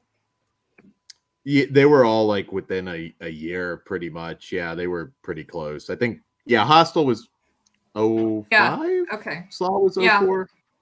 Saw 2 is 05, and then, Hostel. Wait, no. Oh, let's see. I thought it was closer to 4 and 5. Saw 4 and 5 when they were starting to call them torture porn. I hated that term even back then because they just tacked it on to anything. It was just Yeah, it was 2006. Never mind. Okay. Because I was just wanting to blame. I just wanted to blame it on Hostel because fuck that movie and Eli Roth kind of sucks. Sorry, guys. That's okay. You're fine. I see not a Knock Knock fan. I don't know if you watch Knock Knock. No. Eli Roth like. I'll agree with Sam on that. Mr. Dixon. Hello. Defend Hoffman, please. Nah. It sounds like I'm going to lose this battle, but I don't really care. Torture porn really became a thing with Touristas. Yeah, that's the movie because it was the vacant, no redeeming quality version of whatever Saw, Hostel, whatever. I mean, Hostel is not a perfect film by any means, but at least it's trying to say one little thing. But Touristas is like just garbage. And I think that was the point where, we're making like a woman swallow vomit and cut herself. Okay, I get it. Ew. Don't watch the movie. I'm going to watch it out of hatred now. No, don't do it. Hi guys, how are you? No. Doing So, all right. so catch me up here because I was unfortunately We're, preoccupied. so we just got to 6. I'm loving everything for the most part up to 6. What up, Jake's Jonathan? Jake's hating a lot of it. Sam hates Hoffman. Which is but- wrong, but that's I'm okay. not a big fan of Hoffman. I either. fucking hate Hoffman. Thank you. There you go, Jonathan. Most fucking okayest villain in fucking horror history. Oh, Jonathan. What? Do you like William Regal, Yes. but you hate Hoffman? I remember William Regal. There's nothing memorable about Faces Hoffman. are eerily similar. How do you hate Hoffman? I think your problem once again is John Kramer is super complex. I Yeah. agree Hoffman's more Okay, yeah, straightforward. We but he's a had great villain. for the first of all, how are we doing tonight, everybody? What's up, Jonathan? Love all of Everybody. you, my people. And we actually had the civil version of this conversation the other night after Region Free. Yeah, we did kind of. Yeah. We did, yeah. But now that's no fun now. So No, this is the rumble. It's time to get uncivil. yes. Show your passion. Where are for we these at? Saw films. 6? We are, Yes. but I High mean, point. both I mean, of it's a you, high Lauren point. and Jonathan, catch us So- up on your Feel thoughts free on to the give your. first 6. Yeah. Oh, Go ahead, Jonathan, because yours won't take time. Yeah, it won't. It will not. I like the first 3 movies just fine. After that, it just got ridiculous. It's too much to fucking keep up with. Lauren describes them as a like a soap opera. I get that. I don't care for those as much either. So I don't know. That's where I'm at. I just think at 4 it gets really bad for me. It gets really convoluted. 6 is a high point. It's got some fun traps, some cool kills. 6 7. I don't remember a lot of. We haven't of gotten to these 7 movies. yet, so Okay, what's your yeah. thoughts? But no, But that's you sound fucking- very similar to me at this point. The trilogy, the first 3, were and the only high point. include 3 in there because I don't know. I don't even really know why I include 3 in there. The first 2 were fucking all The amazing. first, yeah. There's a drop off to 3, and then there's a fucking hill. I mean, or just a mountain that it drives off at 4. And I will evidently, admit, I've still watched them and still had fun with them. So up to I a won't point. go back and watch those. There are a couple now. I don't go back and wouldn't go back and watch. But I'll never right? watch 4 again. Oh, I think we can even. I'll watch 4 again. Is It 4 hasn't the gotten worst? that bad to me yet. Okay. No, see, this is the guy I was talking about. I thought we were on the same page, but this is the guy I was talking about earlier. Yeah. Ben About Grimm, part just 4. unequivocally correct all the time, man. Most generic looking dude. I thought Agreed. he was a force. Oh, I disagree about screen presence 100%. I do too. I mean, I just don't like the guy. You confuse him with that other guy. You I can't- really get can't confused. compare him with Strom. So They're very different. So Hoffman is a criticism of Jigsaw. Hoffman is the proof that Jigsaw is a hypocrite. So if you don't like that, if you want Kramer as just an anti-hero, then yeah, Hoffman's not going to work for you. But if you realize that he's full of shit, then Hoffman will work spades for you because then you can get behind him like a supervillain. And if you do that, then his movies become a lot more fun. That said, they're uneven. I think everything after 2 is uneven to some degree, except for X, which I'm sure we'll get to. But Hoffman is the traps without the code of ethics. That's what he is. I think But that's what killed ultimately, it for me. But ultimately, that's true of John too. John's full of shit. Yeah. But he's the more compelling character. I don't know. I don't care enough, I guess. I don't care think- enough about I the don't, honestly, I don't even. I think really is people just hit the wall on how much of this they wanted. Yeah, I mean, I think that's really what it is. That's a great way to sum it up. I think there's 4 or 5 really good movies in there you can make. But you see, I feel the same way about, say, the Halloween films. Like I'm Oh, done. for sure. I'm fucking done, and like a lot of Yes, people yeah. will watch them year after year happily. So, Mhm. so I think everyone has their wall on this stuff.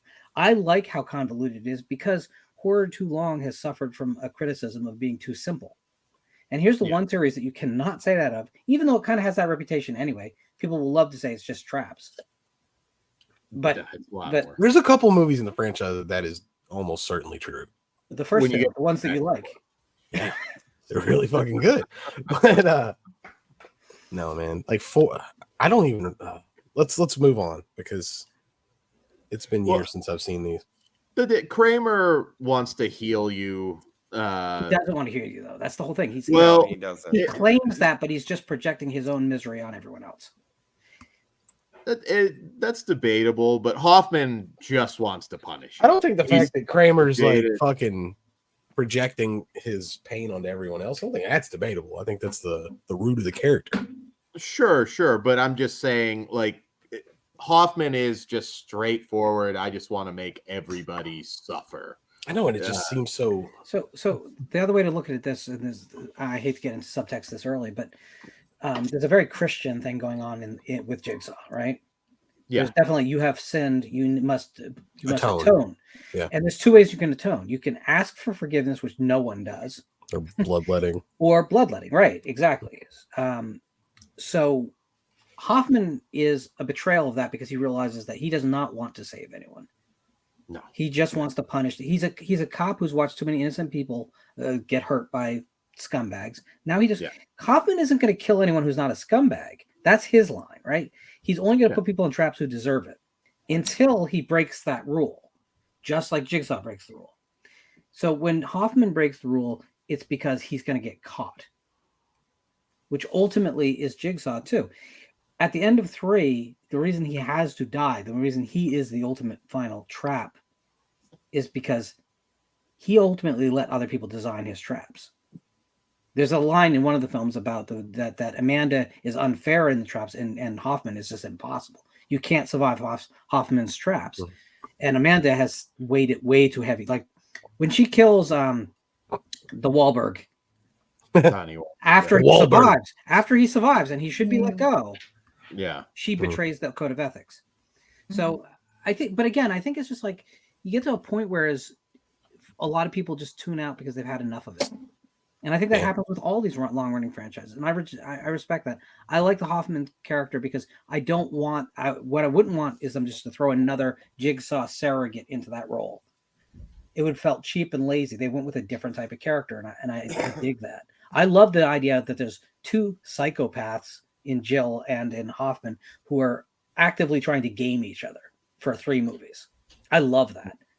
So, I mean, you guys might not. That's cool. But again, you probably hit the wall on how much you wanted to see people facing, circular saws. That's cool. There's more to tell about Jill as well, I think. Whatever comes in the next movie. I don't want to give away X for Jess too much, Also, but is it implied that they build their own traps? Well, he's an engineer, so yeah. Yeah. Still, I feel like you need a union for that for a little bit. You have to bring in a couple people, a couple fucking pipe fitters. We got some welders in on Thursday. When you get into 7, I'm going to say there was a lot of work that went into some of those. Like the reverse base bear trap. Sure, okay.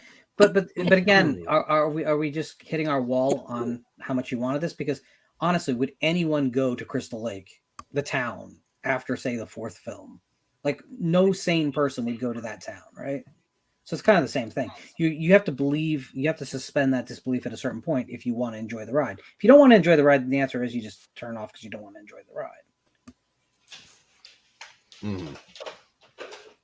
I don't know. Yeah. I think it gets harder with something like the Purge series to suspend the disbelief because they have gone so far into making it just increasingly silly each film to raise the stakes to a level. It just gets hard for anyone. But Saws are kind of consistent with their threat level. It's kind of the same. So it's just how much do you want of that? No, to be honest, like I could have been completely finished after X. I thought I might be going into it because I was like, I did not care for. They're not awful movies, but I didn't care for Jigsaw or Spiral, and I had the fatigue. And it's amazing, 10th film that I can now be interested in seeing another prequel. That is bizarre for me. So it's a hard turn. It is. Maybe I'm trying to think 10th film in any franchise. Well, I mean, I'm gonna be in the minority on that. I guess. Jason Well, Jason Well, that- X, yeah. that did breathe a new Lorne's life. like, there. that's when a franchise really starts cooking. You get the in. No, see, it's just that film. It says like, you guys, we've been absurd for a long time. Let's just embrace it Mm. and not cut it. And it's just like it's everything you want in a Friday the 13th, but it's crazy. And if you're down for that, you're down for that. If you're not, you're not. Well- If you really want the second and fourth film again, you need a time machine because they can't make those anymore. Yeah. But What we're do not you talking about think- Fridays. We're not. We But did- I we do agree. made I a- think we needed Jason X at that time. Something Mhm. Yeah. just out there. Well, We made at a that time, pitch- or in how long did it actually take for the thing to come out after it 2 was finished? years. 2 years and change, I think. I think it would have Yeah. done better if it would. And didn't it's take still 2 just years. I kinda really like- do, and I don't say that often about. It just kind of An showed excuse. up. It was just like, bleh, here's Jason X. Yeah, it's like Yeah. here's a drowning pool song. Get excited. Yeah. I was like, And ooh. we were. Yeah, 10-year-old me was like, fuck yeah, Well, I man. think he saw some promotional stuff about it 2 years earlier. 2 years prior. Yeah, that's and what he I'm got saying, and then he man. forgot about it, and then it was like, oh, it's I remember here. and the you're, the so- Halloween masks showed up in stores. Like Yeah. before, I was so confused, like because there was no internet. It was just you just had to wonder, you know. Yeah. Anyway, Saw. You missed our pitch, Lauren, for a prequel where we do kind of like the romantic comedy with Hoffman and Amanda and how they became jilted lovers. I think that's what you're getting next. Are you kidding? I don't think you even have to kid about that. An actual relationship, though. I mean, I know we're gonna get some. No, it's gonna be a Ross and Rachel type, you know, Oh, will they, it's, won't no, they it's kind gonna of be. thing. I'm gonna. We're on a break. Real Niles and You really want me to read tea leaves on this? I bet you anything Hoffman is Amanda's first arresting officer. Yeah, more Yeah. likely. Yeah, Yeah, it almost can writes see that. itself. Yeah. But it'll be a zany screwball comedy about building their first trap and everything's going wrong. It's got like that montage in the first Iron Man where the one robot keeps fucking things up. Somebody just like gets out of it immediately and runs out the back door. What do you mean you didn't use a lock?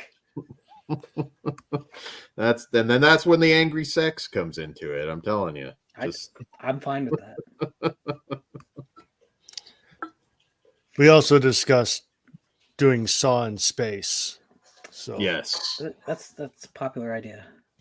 I'm okay Saw with in it. space. An SJW jigsaw, basically, where they're like putting you in traps for mean tweets you made in 2008. I like that one a lot too. Last Tuesday, you misgendered Jerry, your post office worker. I want to play a game. In your lap is a bear trap and some lube. Figure out what comes next. There you And go. it depends who set up that trap, though, right? Jigsaw set up the trap. Supposed to catch Jerry and fuck him. If it's Amanda's, like, you'll survive it and then she'll kill you anyway. And if it's Hoffman, you're just not surviving that shit.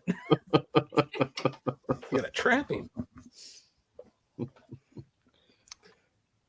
So we're on to Saw 6 now, 7. Which one are we at? 7. Okay, 3D. well, I think I got the answer out of Jonathan, but Lorne, of like 1 through 6, what was your favorite movie? The second film, easily. The second Okay. film, until very recently, was my favorite in the franchise. Okay. I think the first film is great at the twist ending is great. Those moments throughout the first film that are like rock and roll, right? It really is. But it does have much more leisurely pace, and it's hinging on the mystery really hard. The second film, I love the fact that it hits the ground running. The second film is much like Final Destination too, in that it figured out the rules and how to do things with some shortcuts, so you have no fat. That is a lean movie that does everything you need it to do. It's fun, it's bold, and it was the first time when you heard "Hello Zepp" coming back that like every hair on your body stood up, which is less on mine than yours, but whatever. And it was just the perfect Saw film until recently. Well, 2's the payoff For everything. for everything. the entire first movie. Like Yeah. the first movie really ends with a shitload of questions. Oh, and yeah. everything's immediately answered in 2. Also, just that's 2 make some brave narrative moves. Having Jigsaw like, frick. I mean, his game seems to end halfway through the film, and then you just have to deal with the repercussions because, like, literally, the cops are going to are surrounding him. They're going to, it's like, where do we go? Just bold, different. I love the house as a setting. I love it's about the dynamics of the characters in the house. It's not just 2 guys chained in a subway bathroom. The third film I was less hot on. I know a lot of people love it, and I'm kind of just like, I'm okay with it. It's fine. The fourth film is probably the one I'm most least. It's the one I have the most criticisms of, but it's fine. It's just very generic. The fifth film I used to be very hard on because it really doesn't have much meat on it. It just is kind of like a part of the story you need to get to the next movie. Ultimately, the revelation of Hoffman is in the film, and that's kind of great. The last scene is great. The film before it, there's a lot of people walking around and looking at file cabinets. So there's the least going on in the film. 6, I think, is pretty great. It is a little more cartoony than everything that came before it, but for that film, it works well. Yeah, I guess that catches you out. So the short answer is there's no Saw film I don't like to some degree, but there are ones that I'm a whole lot less passionate about. The fourth one we're about to talk about. And then a couple we're still to talk about, actually. So 3 that we had upcoming, and 1, and the fourth film, I guess, is... Well, the fifth film I've actually come around a lot more on, but not the fourth film. Pretty impressive still that... Yeah. Pretty impressive, too, though, that Saw 2, again, not written as a Saw movie. It was The Desperate. Yeah. And how they made that all work. Can I just say one quick thing about this? Because I know this is a criticism of me that comes up often, is that people think I'm too serious about the genre. And then, like, people... Jonathan has said this a million times, that he does not understand how then I love Saw. I love that Saw takes the genre serious. I love that Saw takes this series, that's just the genre seriously. And it's kind of unapologetic about that. It loves what it is. It revels in what it is. And... It likes characters. It likes intricate plotting. It likes all the things that like kind of are my soft spots. Whereas a lot of the long running franchises get more and more vacant and kind of empty stared as they go on. And Saw, I don't want to go forever. I was shocked when I walked into theaters this year, but it is to me kind of like that seriousness reminds me of like all those great 70s exploitation films that took the genre seriously and treated it with respect, as opposed to like the late 80s thing where everything was being treated very flippantly and I was very turned off. Yeah. So that's a better way to explain my experience with Saw than to go through them and explain how I felt about each chapter. Yeah. I was saying if somebody just binges them all, never watched them today, you'll see that everything really makes sense. Mm-hmm. It was. I'll concede this. It was a lot to keep up with for the year, I guess. You know what I mean? Like, Yeah, well, you always felt like you had. All right, I got you got to hang on to all these plot points now through October, like till next October. Don't you feel that was kind of like the joke, though? Like they were taking it serious as far as to make sure it made sense, but like the joke was you can't possibly follow everything that's going on. Well, I'm glad that somebody understood the joke because I just thought I was like either I was stupid or it was. I was like I don't even. I remember the twist in the end of 4. I was like I did not. Who the fuck is that guy?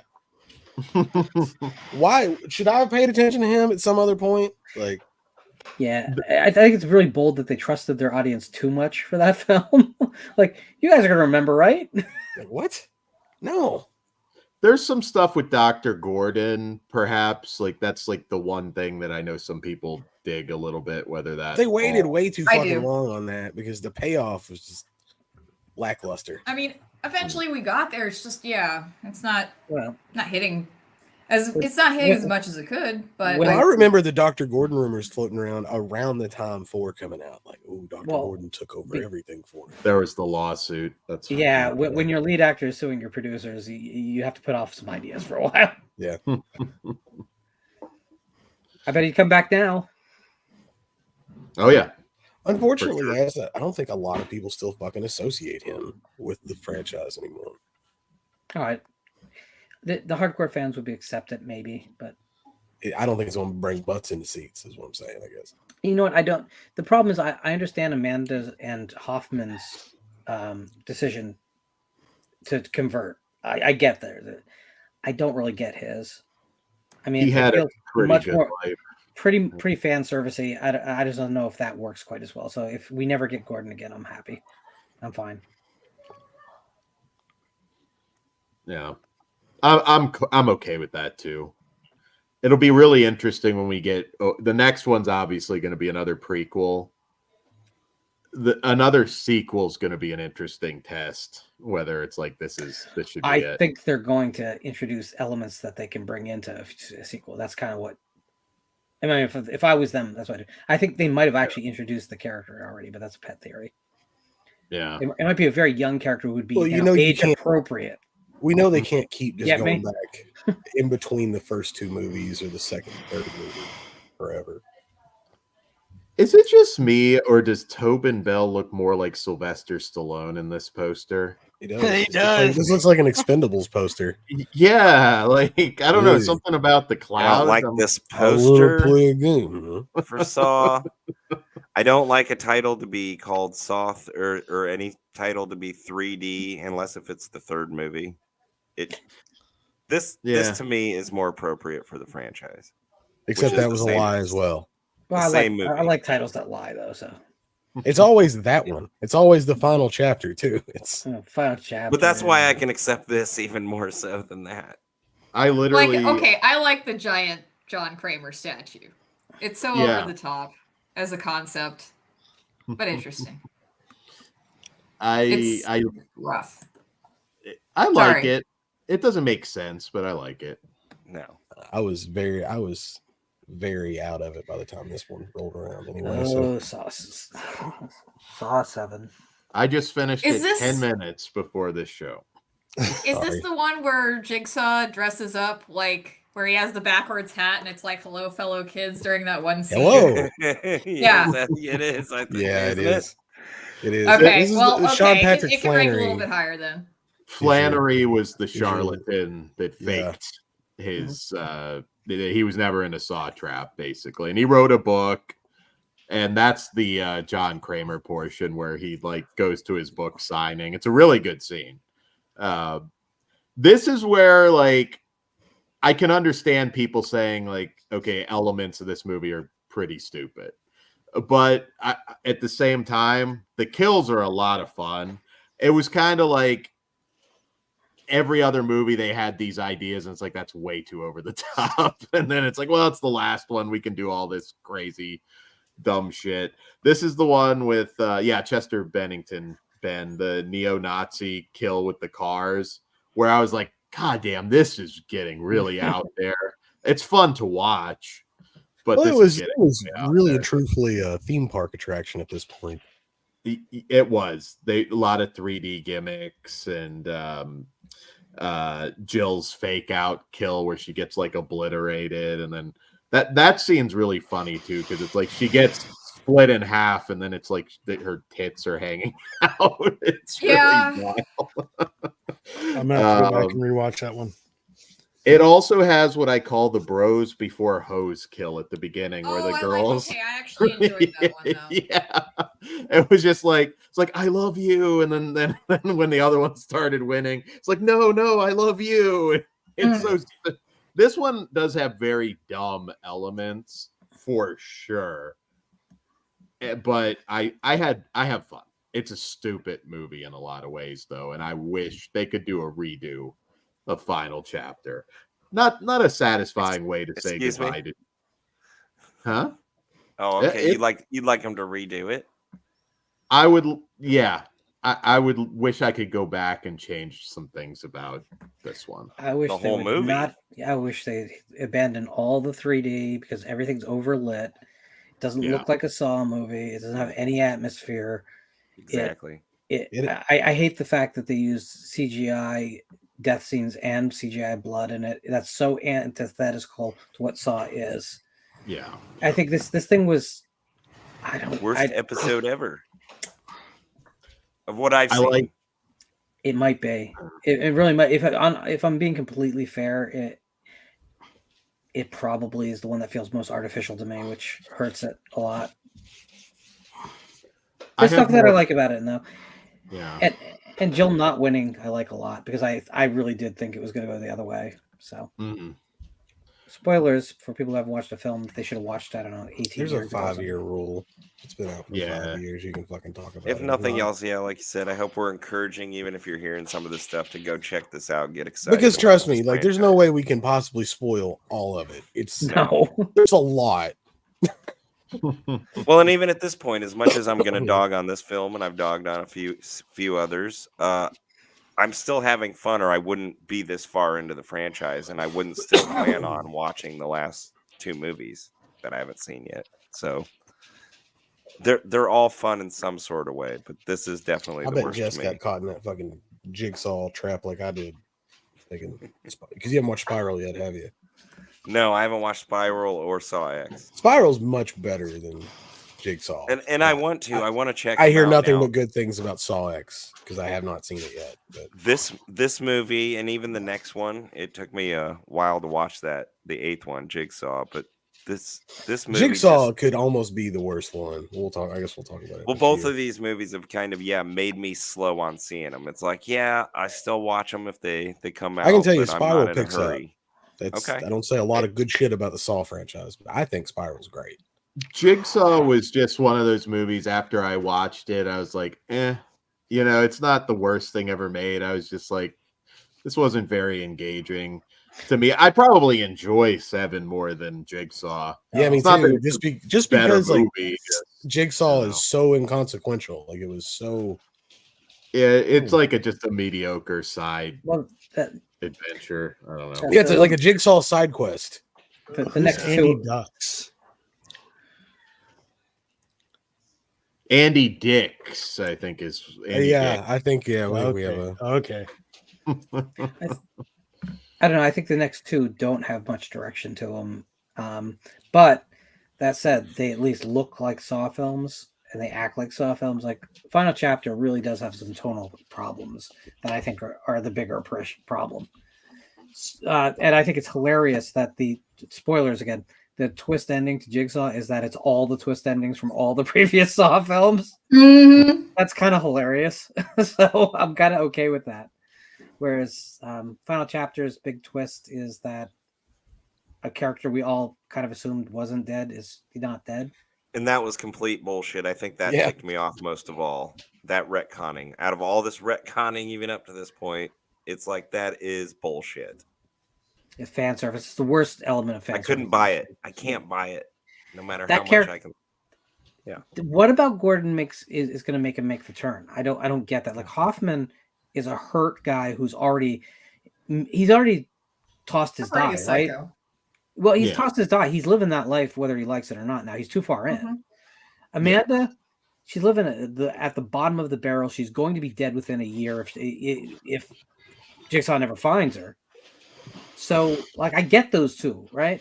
Why would Gordon turn after the events of Saw? Makes no sense. I don't buy it. I don't either, man. So yeah, this is probably the worst of the bunch for me. Same here. Somebody else Worst want to say movie, different? not my worst movie, not my least favorite. But There you go. I would That's a good way to put that. worst story. Okay.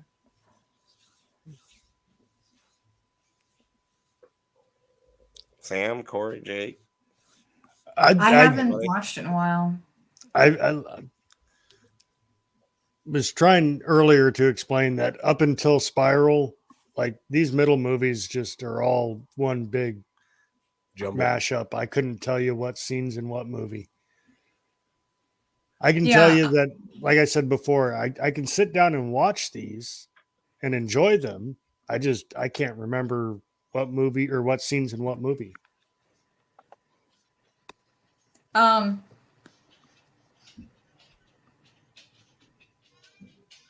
parking. Thank you. I forgot what I lost my train of thought. I'm sorry. Sorry. No, like 4, 5, and 6 run together. 7 and 8 are kind of they're kind of separate for me. And I don't know.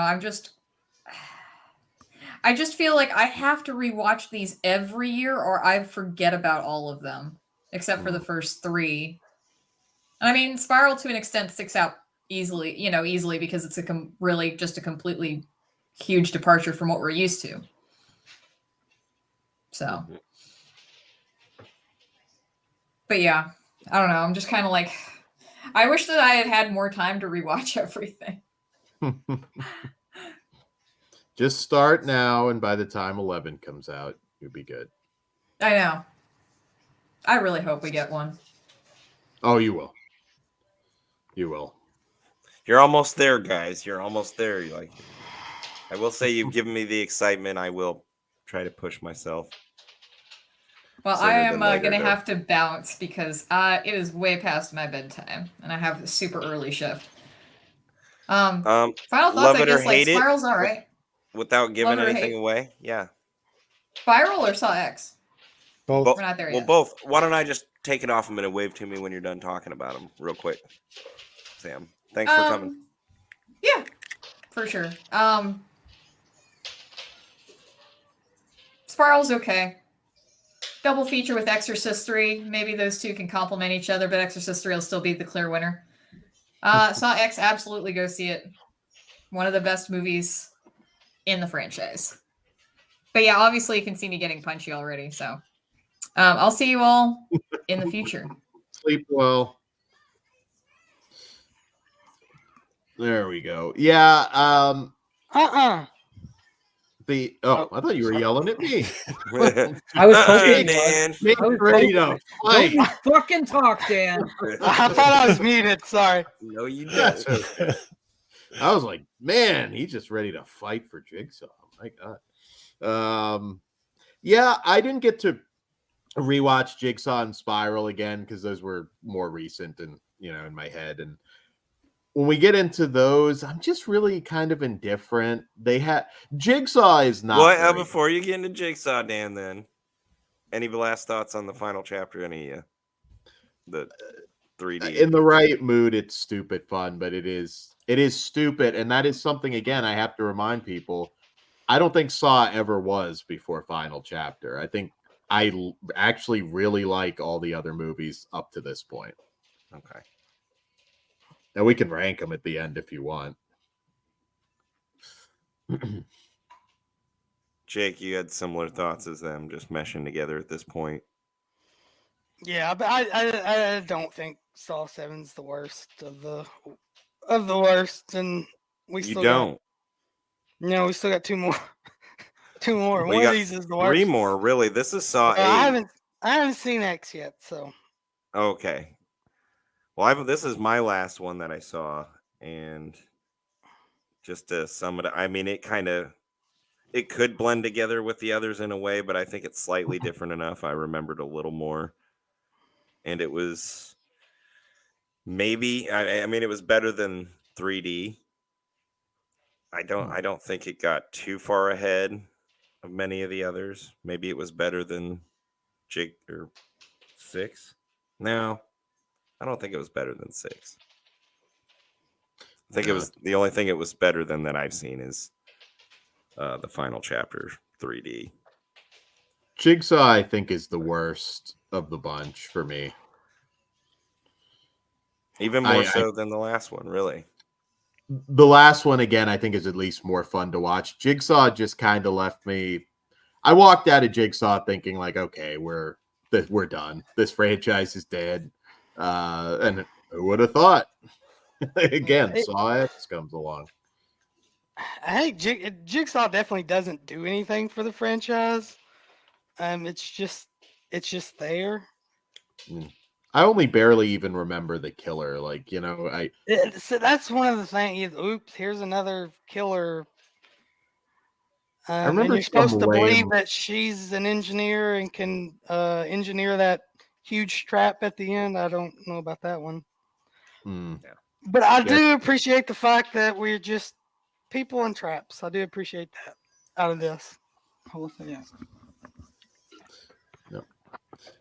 Yeah, I remember something about a laser gimmick in Jigsaw. It's like Jigsaw, it's kind of that one. If I had a little more time, I would have rewatched it, but I was like, it's more important, I think, that I, rewatch 3 through 7, which is what I did.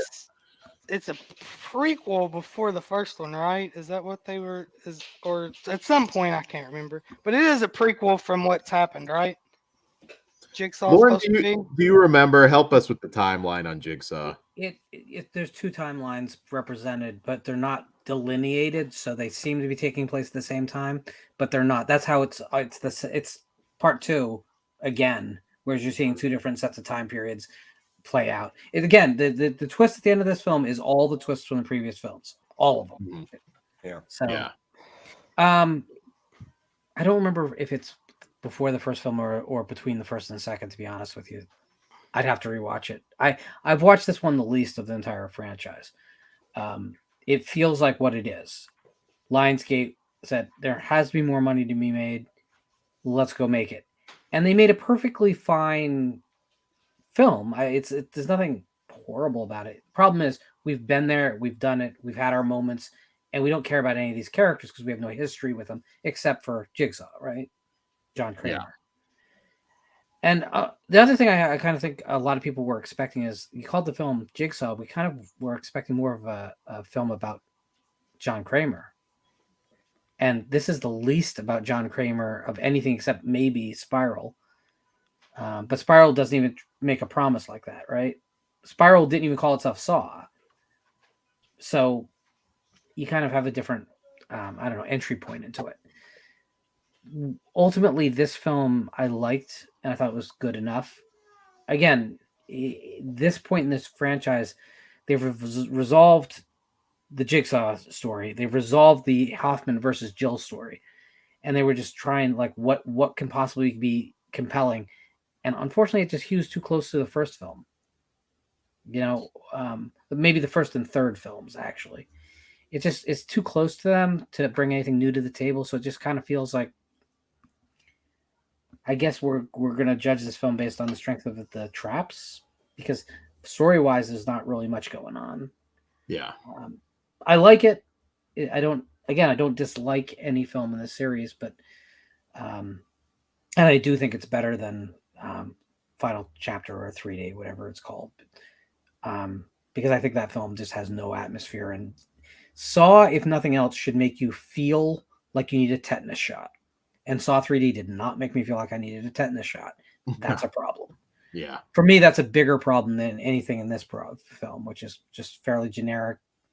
This feels a lot like, to me, and I know people are going to have different feelings about it, but this feels to me when, like, that moment in a long-running franchise when they knew all the ingredients they needed for the film, but that's all they have is the ingredients. It's not actually soup yet. Hmm. Does that make sense? It's like, Yeah. I know a lot of people love Halloween 4, but it's just the first film again with a worse cast. So to me, it's like, I would rather see them have percolated on something, come up with something bold and new, or which ultimately what they would do with X is just approach the material differently and not change the material. So, okay, I'll shut up. Oh, you're No, fine. that's okay. You remember more about Jigsaw than anybody else at this point. You know what I remember about it? That I pegged the killer in the first scene they appeared. That I remember too. I was like, okay, yeah, and I was right. Yeah. But that might be just watching a lot of movies, so I can forgive it for that, but it did seem a little more obvious. The Hoffman reveal, I think, is a little more clever because, like, you've talked about it before, Lauren, where he's just kind of there. He just feels like a side character, nobody to think much about, and there you go. There's your new face of the franchise.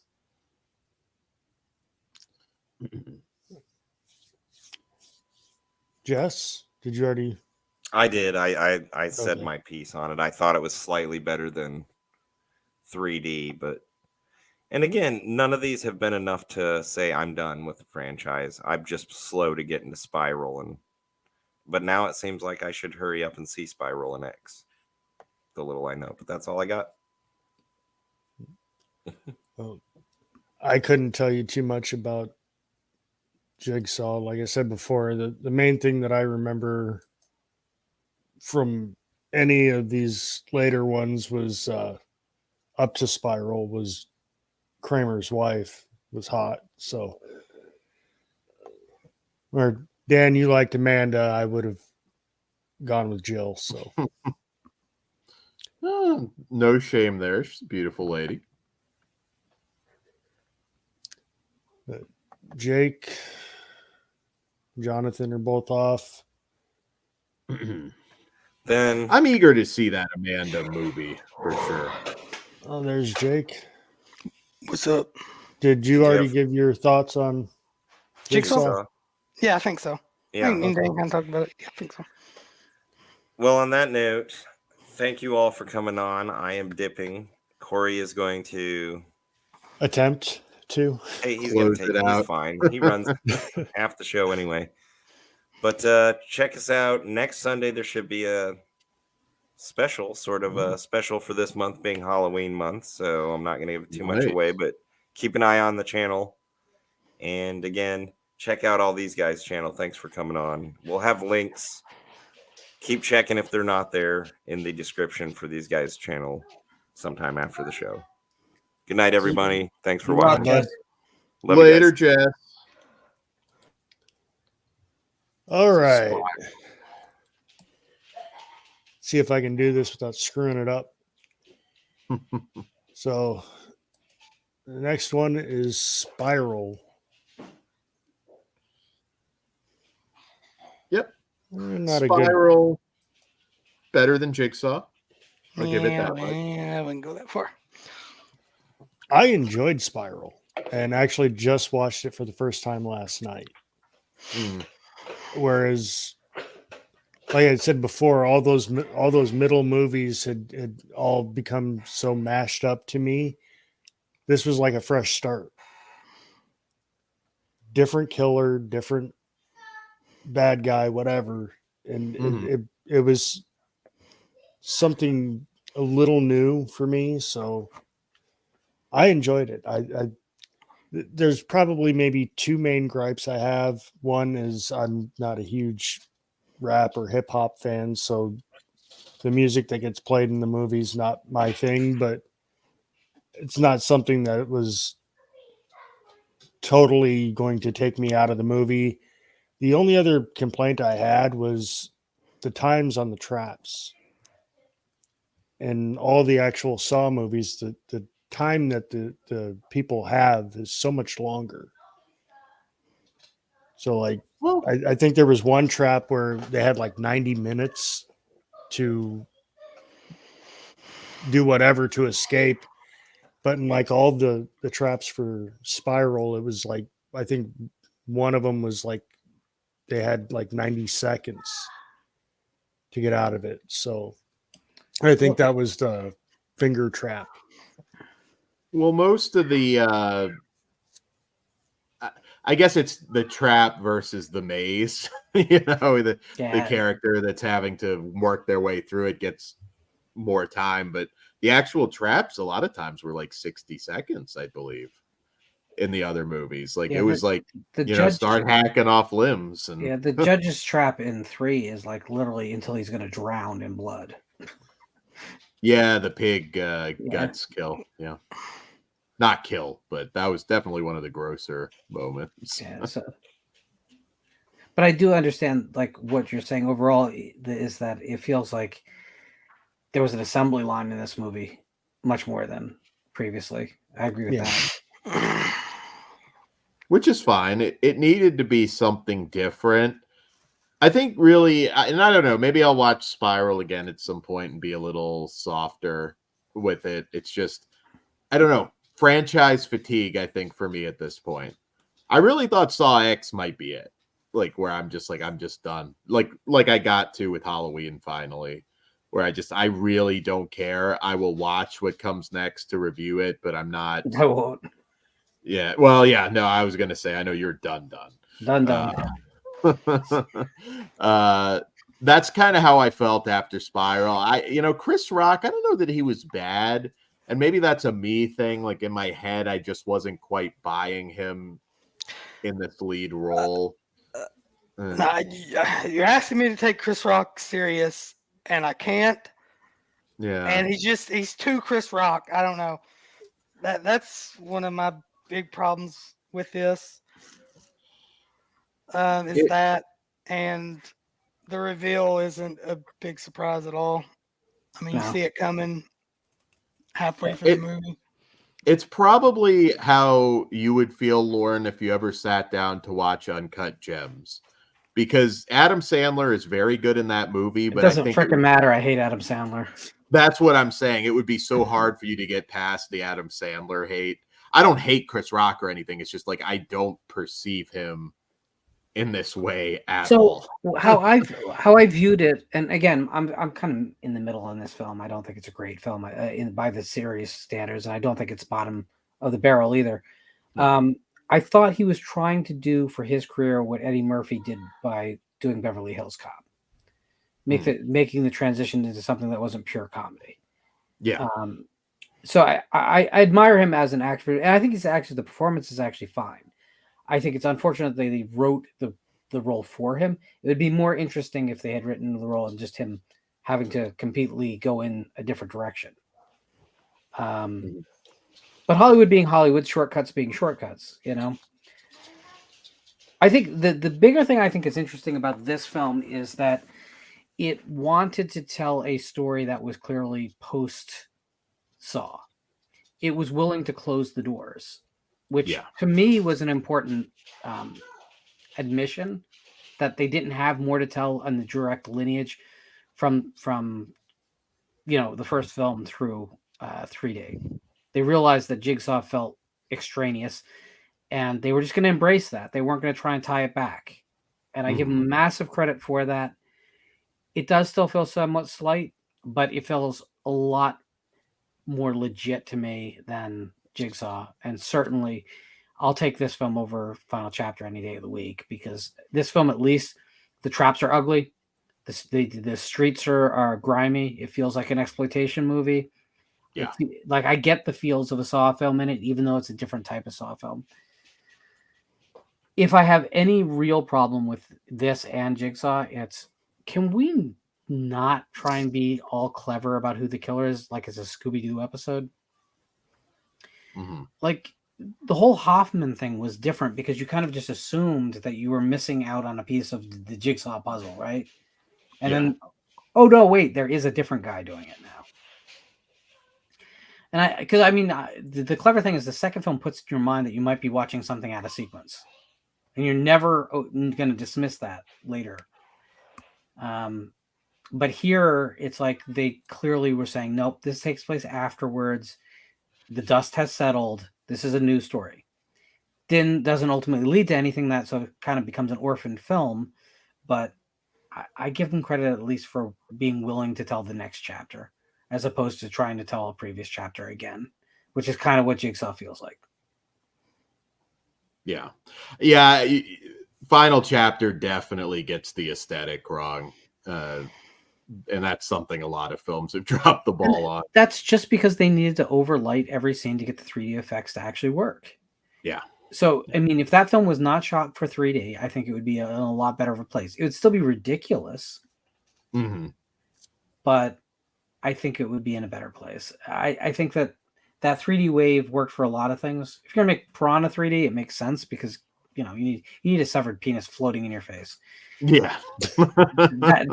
This is a different aesthetic. This is a grimy, ugly. You're in a basement.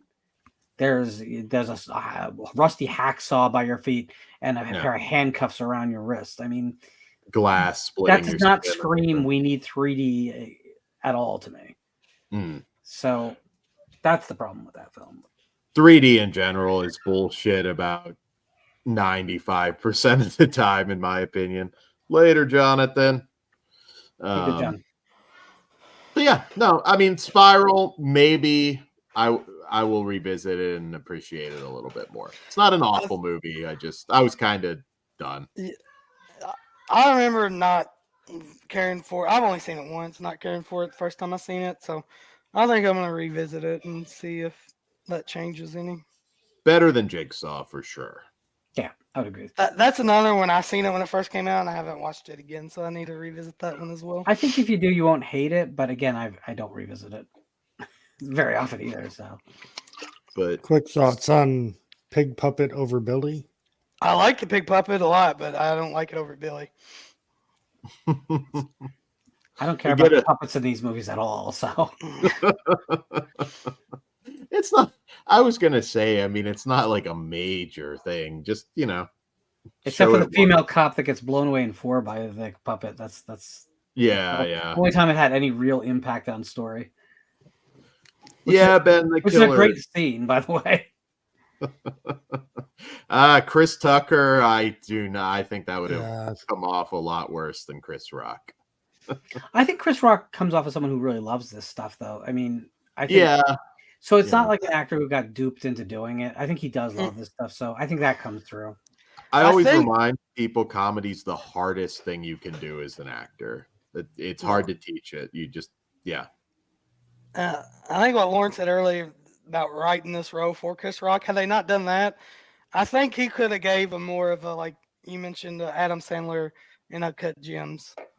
Because I think he was great in Uncut Gems.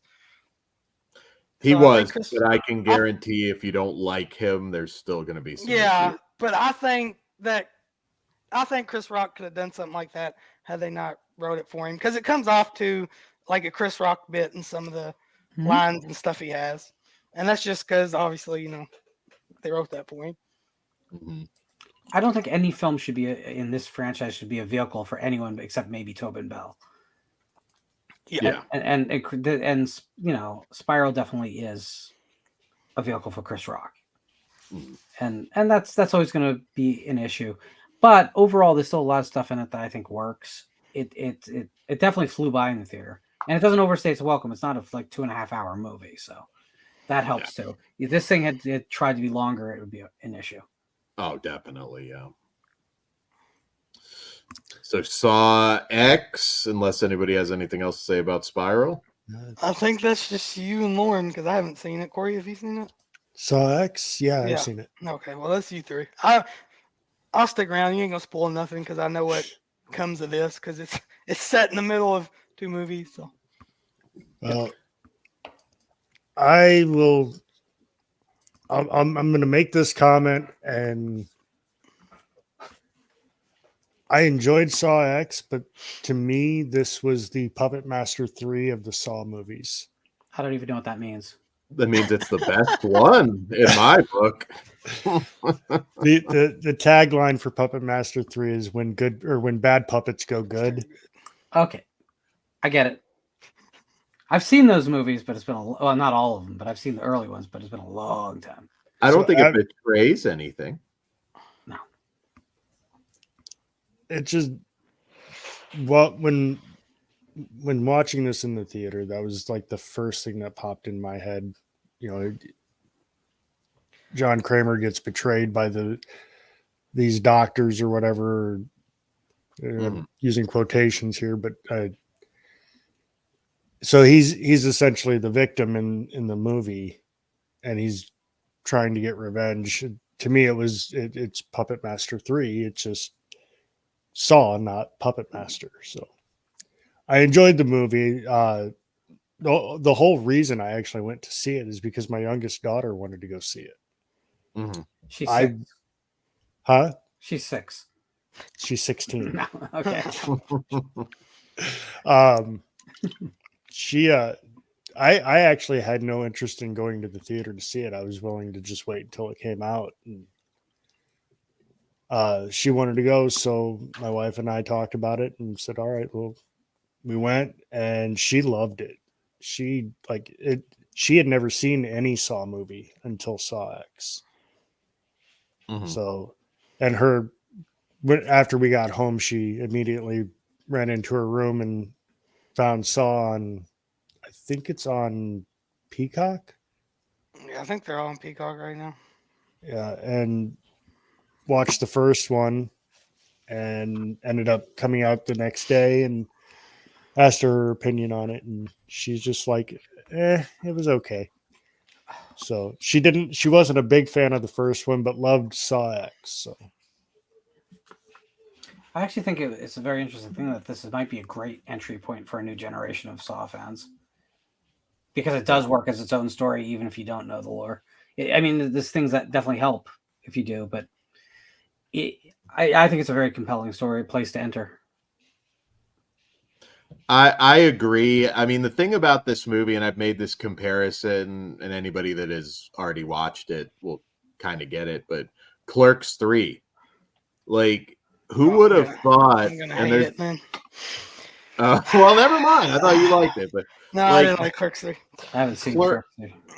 who would have thought that a Clerks movie could actually make you cry? Like, holy shit. Maybe not quite to that level, but Saw X, there are so many great little moments in this movie. I don't know that I'm going to get a chance to see it in theaters again, but I can't wait to watch it again. With just, there's moments with him where honestly, it would not be ridiculous to give Tobin Bell an Oscar nomination. No, it wouldn't be. It wouldn't be at all. I mean, his performance is probably just about as good as anything you will see. It doesn't betray the character, and it also explores that question of, because he is called out in this movie. Mhm. It's like, you're a murderer. And he is. Like, there's no getting away from that. He definitely is. It's just he's got unique motivation, but he also genuinely cares. He's a little more complex, which has made this franchise what it is. And there's some really heavy moments. It's the problem of evil, right? So Yeah. how can a god exist if he has the power to make the evil things not happen, but doesn't do it? So John Kramer is saying, I'm going to make your life better, but you're going to have to do really awful things to yourself. Another way to look at this would be, there's a film franchise based on this one scene from Fight Club, the human sacrifice scene. Mhm. When they pull that, spoilers, pull that clerk out to the back of the parking lot, put a gun to his head and say, if you're still working here in a month, I'm going to come back and shoot you in the head. They're doing it so that the guy abandons his dead end job and gets his life on track. But is it ever acceptable to do that? Yeah. And it's kind of the same thing Jigsaw is doing. He's saying, you're going to have to prove to me that you really want to live, because you're acting like you don't want to live. You're being destructive to yourself and people around you. And if you're being destructive to other people around you, then you've lost the right to live. So you're going to prove to me now that, and that's why there's a scene in this film, and I'm sorry, I know we're not going to spoil anything, but there's a scene in this film that makes it very explicit that John will forgive you if you just make the right choice. And that's that whole that asking for forgiveness can be the same thing as just doing the right thing. There's a character who has a choice to make, doesn't even realize the choice he's making has any consequence. Might not even make the right choice for the right reasons, but John's okay with it because ultimately he only cares that he made the right decision. Yeah. And I think that's that whole Christian backdrop to what the Saw thing is. That is, I don't think many Christians will appreciate the lengths it goes to make kind of similar points, but this film I walked into hoping that I was going to get another Saw film that I kind of liked, right? Yeah. And to be honest with you, I was a little skeptical when the people said, "Oh, it's set between 1 and 2." I was like, "Oh, that's a bad move. We have good stories. This can't play well." I didn't think that would work either. That's why I wasn't too excited going in. I saw the trailer and I said, "Okay, I see what they're doing. I see how they're doing it. It doesn't seem like an awful idea, but again, we've seen this. Like, I don't think I'm going to care. And then the movie does something incredibly brilliant from its first scene onward, which is it changes your motivation on how to watch the film. You're not watching it for the traps at all. Saw X is not a traps movie. There's 5 traps in it, I think. They're good, but They are good. They're not why you're watching the movie. 100% they are not the focus. They're not what's interesting. They're not what's compelling. And it's the weirdest damn thing that it's about people. Like, as all good writing really is, it's about people and relationships. And it's really smart and it's really bold, even though it follows story beats that you might find familiar. And then it does something that, to me, is why this film has to be considered the best film in the franchise for me, which is John's plan does not go according to plan. Something happens that throws a major wrench in his plan. Yeah. And that's the one thing we've never seen before in these films.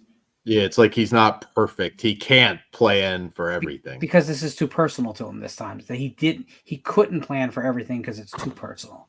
He had to have it happen where it's set to happen because he needs it to happen there for personal reasons.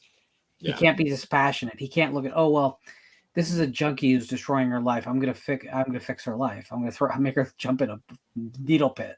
He can't do that in this case. Everything has to take place exactly where it happens, and that puts blinders on him. He's also trying at the same time to mentor Amanda in some pretty important life lessons, and that's kind of, you can see that that's a distraction to him. And who thought we think this? Like, we talked earlier about how the Saw films are plot heavy to the point where people can't follow them. This film doesn't have that problem. Instead, it's asking you to invest emotionally in these characters and their dynamic. And goddamn, does not make everything that happens that much more impactful. There's a character. There's one of the characters in a trap that you're really conflicted about her having to be in it. Yeah, that's true.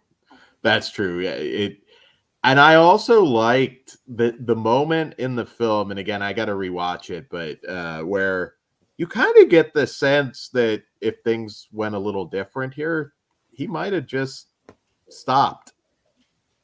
Mm-hmm. It's very like, it's like I think he might have just stopped and went back to living a normal life, which I thought was also really interesting.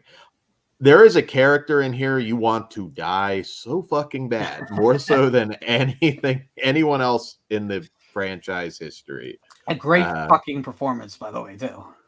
Yes, really, really Everyone good. in this is good. Right down to the kid that's in the movie. This had cheers at the end and also at the credit scene, which I won't give away. But people were fucking cheering, and I don't remember that kind of a reaction, at least not in many years. Certainly not Spiral or Jigsaw didn't have anybody cheering in the theater. Final Chapter didn't really have anybody cheering in the theater. No, it didn't. No. Yeah. Walking out of this film, I always listen to the chatter of the people walking out because everyone can't wait to start talking about the movie. And usually get a lot of, that was okay, that was all right, or I like Last One better. All that shit. Mm-hmm. No, people were like, just gobsmacked. They're like, I can't believe how good that was. And that was like everyone walking out. Like, no one was expecting a film, the 10th film in a series, to do as much hard work as this did. This doesn't rest on any laurels whatsoever. It works for everything. No, I think it exceeded expectations. There was a little more excitement knowing you were going to get to see John and Amanda again, but yeah, that was pretty much the exact reaction. And the people weren't talking during the movie; they were just they cheered like crazy at the end, and I'm eager to see what they do next. It's going to be tough still. Another prequel, but I'm engaged again. You don't think he's a murderer zombie? Well, I don't know. That one, he's definitely a murderer. He's putting you in a situation where you're like, yeah, he's not your typical murderer. He gives everyone a way out. You can debate like I said, some traps are a little more tough than Well, others. so the problem with calling him not a murderer is, of course, like you can say that about people who have a clear cut way to get out. Like Amanda had a clear cut way. She had to do XXX, cut open the room, get the key. We get it, right? Yeah. But on the other hand, like, how about the people who are just in traps for the test of a different person, like all the people in 4? Yeah. Those people definitely got murdered. Okay, they might have done some things that weren't great, but man, I don't know. Maybe that's what we got to do in a prequel. Everybody that was in those situations, we have to explain, like, how bad people they were. Yeah, they each did something awful. Yeah, but 4 took place after 3, right? Simultaneously with 3. Yeah. That's where it does. It's like I said, even just rewatching 3 through 7 before this show, it makes perfect sense. You have no trouble following them when you watch them one after another. It's the police procedural stuff gets really convoluted. Okay, so if I said to you, like, what did the letter that Hoffman sent Jill say? Hoffman sent to Amanda say? Most people can't come up with it. And that's not and what is actually there is not even that terribly important, because basically we get another scene that reinforces it later. But all that stuff is the soap opera stuff, right? Yeah. And I get it. It gets really dense. And for a lot of people who just want to see the traps, they're like, I don't fucking care what Strom is following up. I don't care. But I think for those of us who like kind of thought that it was hilarious and wonderful that this gritty little like horror series was like going so far out of its way to have so much plot, I kind of love it. I kind of love just the balls of doing it. Didn't help them with critics, by the way. Like, critics always say the horror is dumb. Here we gave them something not dumb, and they said they just ignored it. They're like, no, it's stupid. It's people in traps. If there's anything that we should be shouting from the rooftops for a nomination, it would be Tobin Bell for this. I can't believe the amount of people that thought Jamie Lee Curtis deserved one for Halloween Kills, or maybe it was Ends. I don't know. I was like, that is the most. She's not even good in those movies. She hasn't been good in anything in a long fucking time. She got the fact that like she got it for Everything All at Once in what is basically a pantomime performance. What the hell? They just wanted to give her an Oscar. Exactly. That's the problem. But Tobin Bell, I don't think he's going to beat out Joaquin Phoenix for Napoleon or Leonardo. He's not going to get even on the ballot. Come on. He won't, but I put it up. There is no way that whoever's hosting the Academy Awards is going to say, and the award for Best Actor is from Saw 10.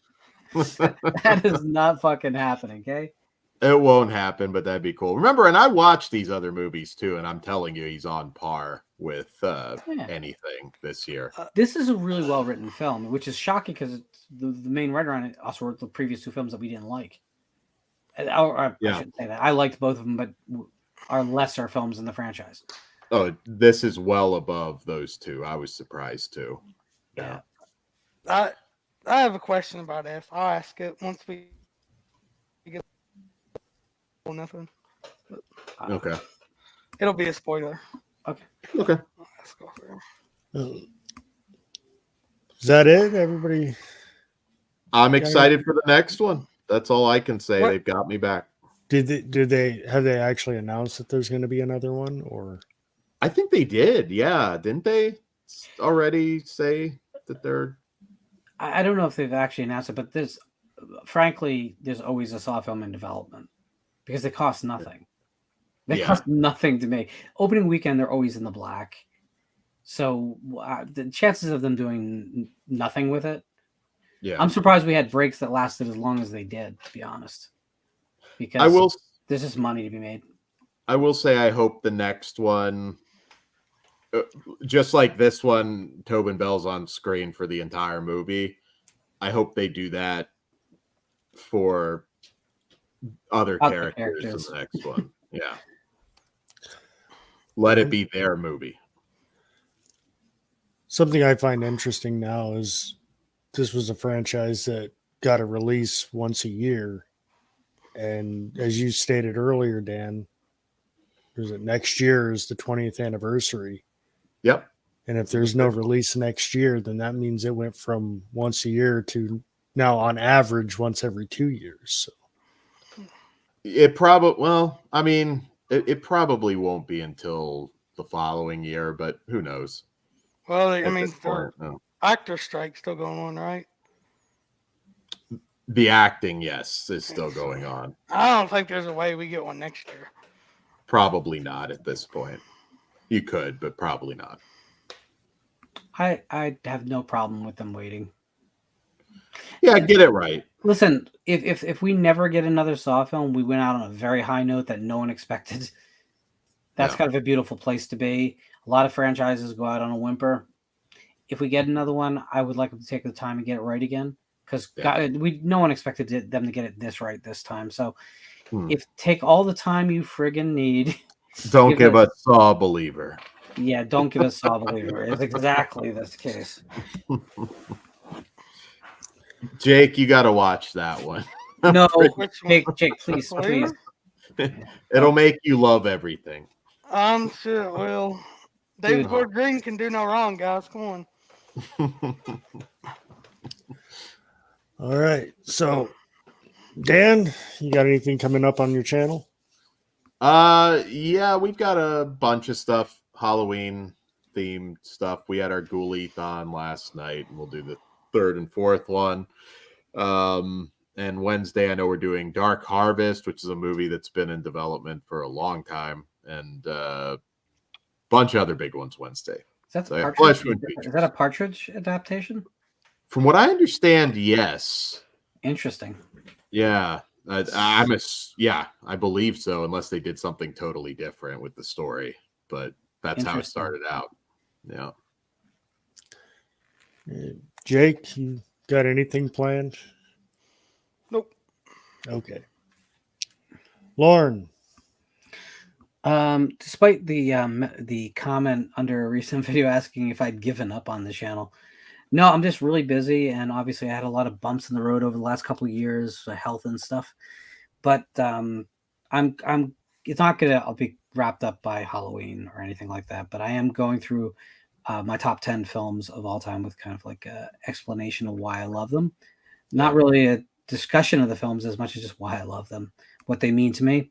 The first of the bunch was my number 10 film, which is Black Sunday, and that's already up. You can check that on the channel. There will be a Just Talking Genre with Sam sometime before the end of the month. And I built a lawn decoration like I do every year, which I just completed. I have a little bit of footage of me doing it, so that might become a video or at least a short, which I've never done a short, so maybe I should just do that. I didn't hurt myself this year, so I have all my fingers and toes. So it's not going to be as eventful as previous decoration videos. All right. Well, we will be back next month. I have no clue what the topic's going to be, but I do know that in December we're going to have fun because we decided we're doing Twilight for Christmas. So hell yeah. This ought to be fun. At some point within the next couple of weeks, there'll be a new Kory's Dead Time Gories, so keep an eye out for that. And until then, we'll see you guys next month or next week. I'm sorry. We're doing Pet Cemetery, so we'll see you guys next week. Yeah.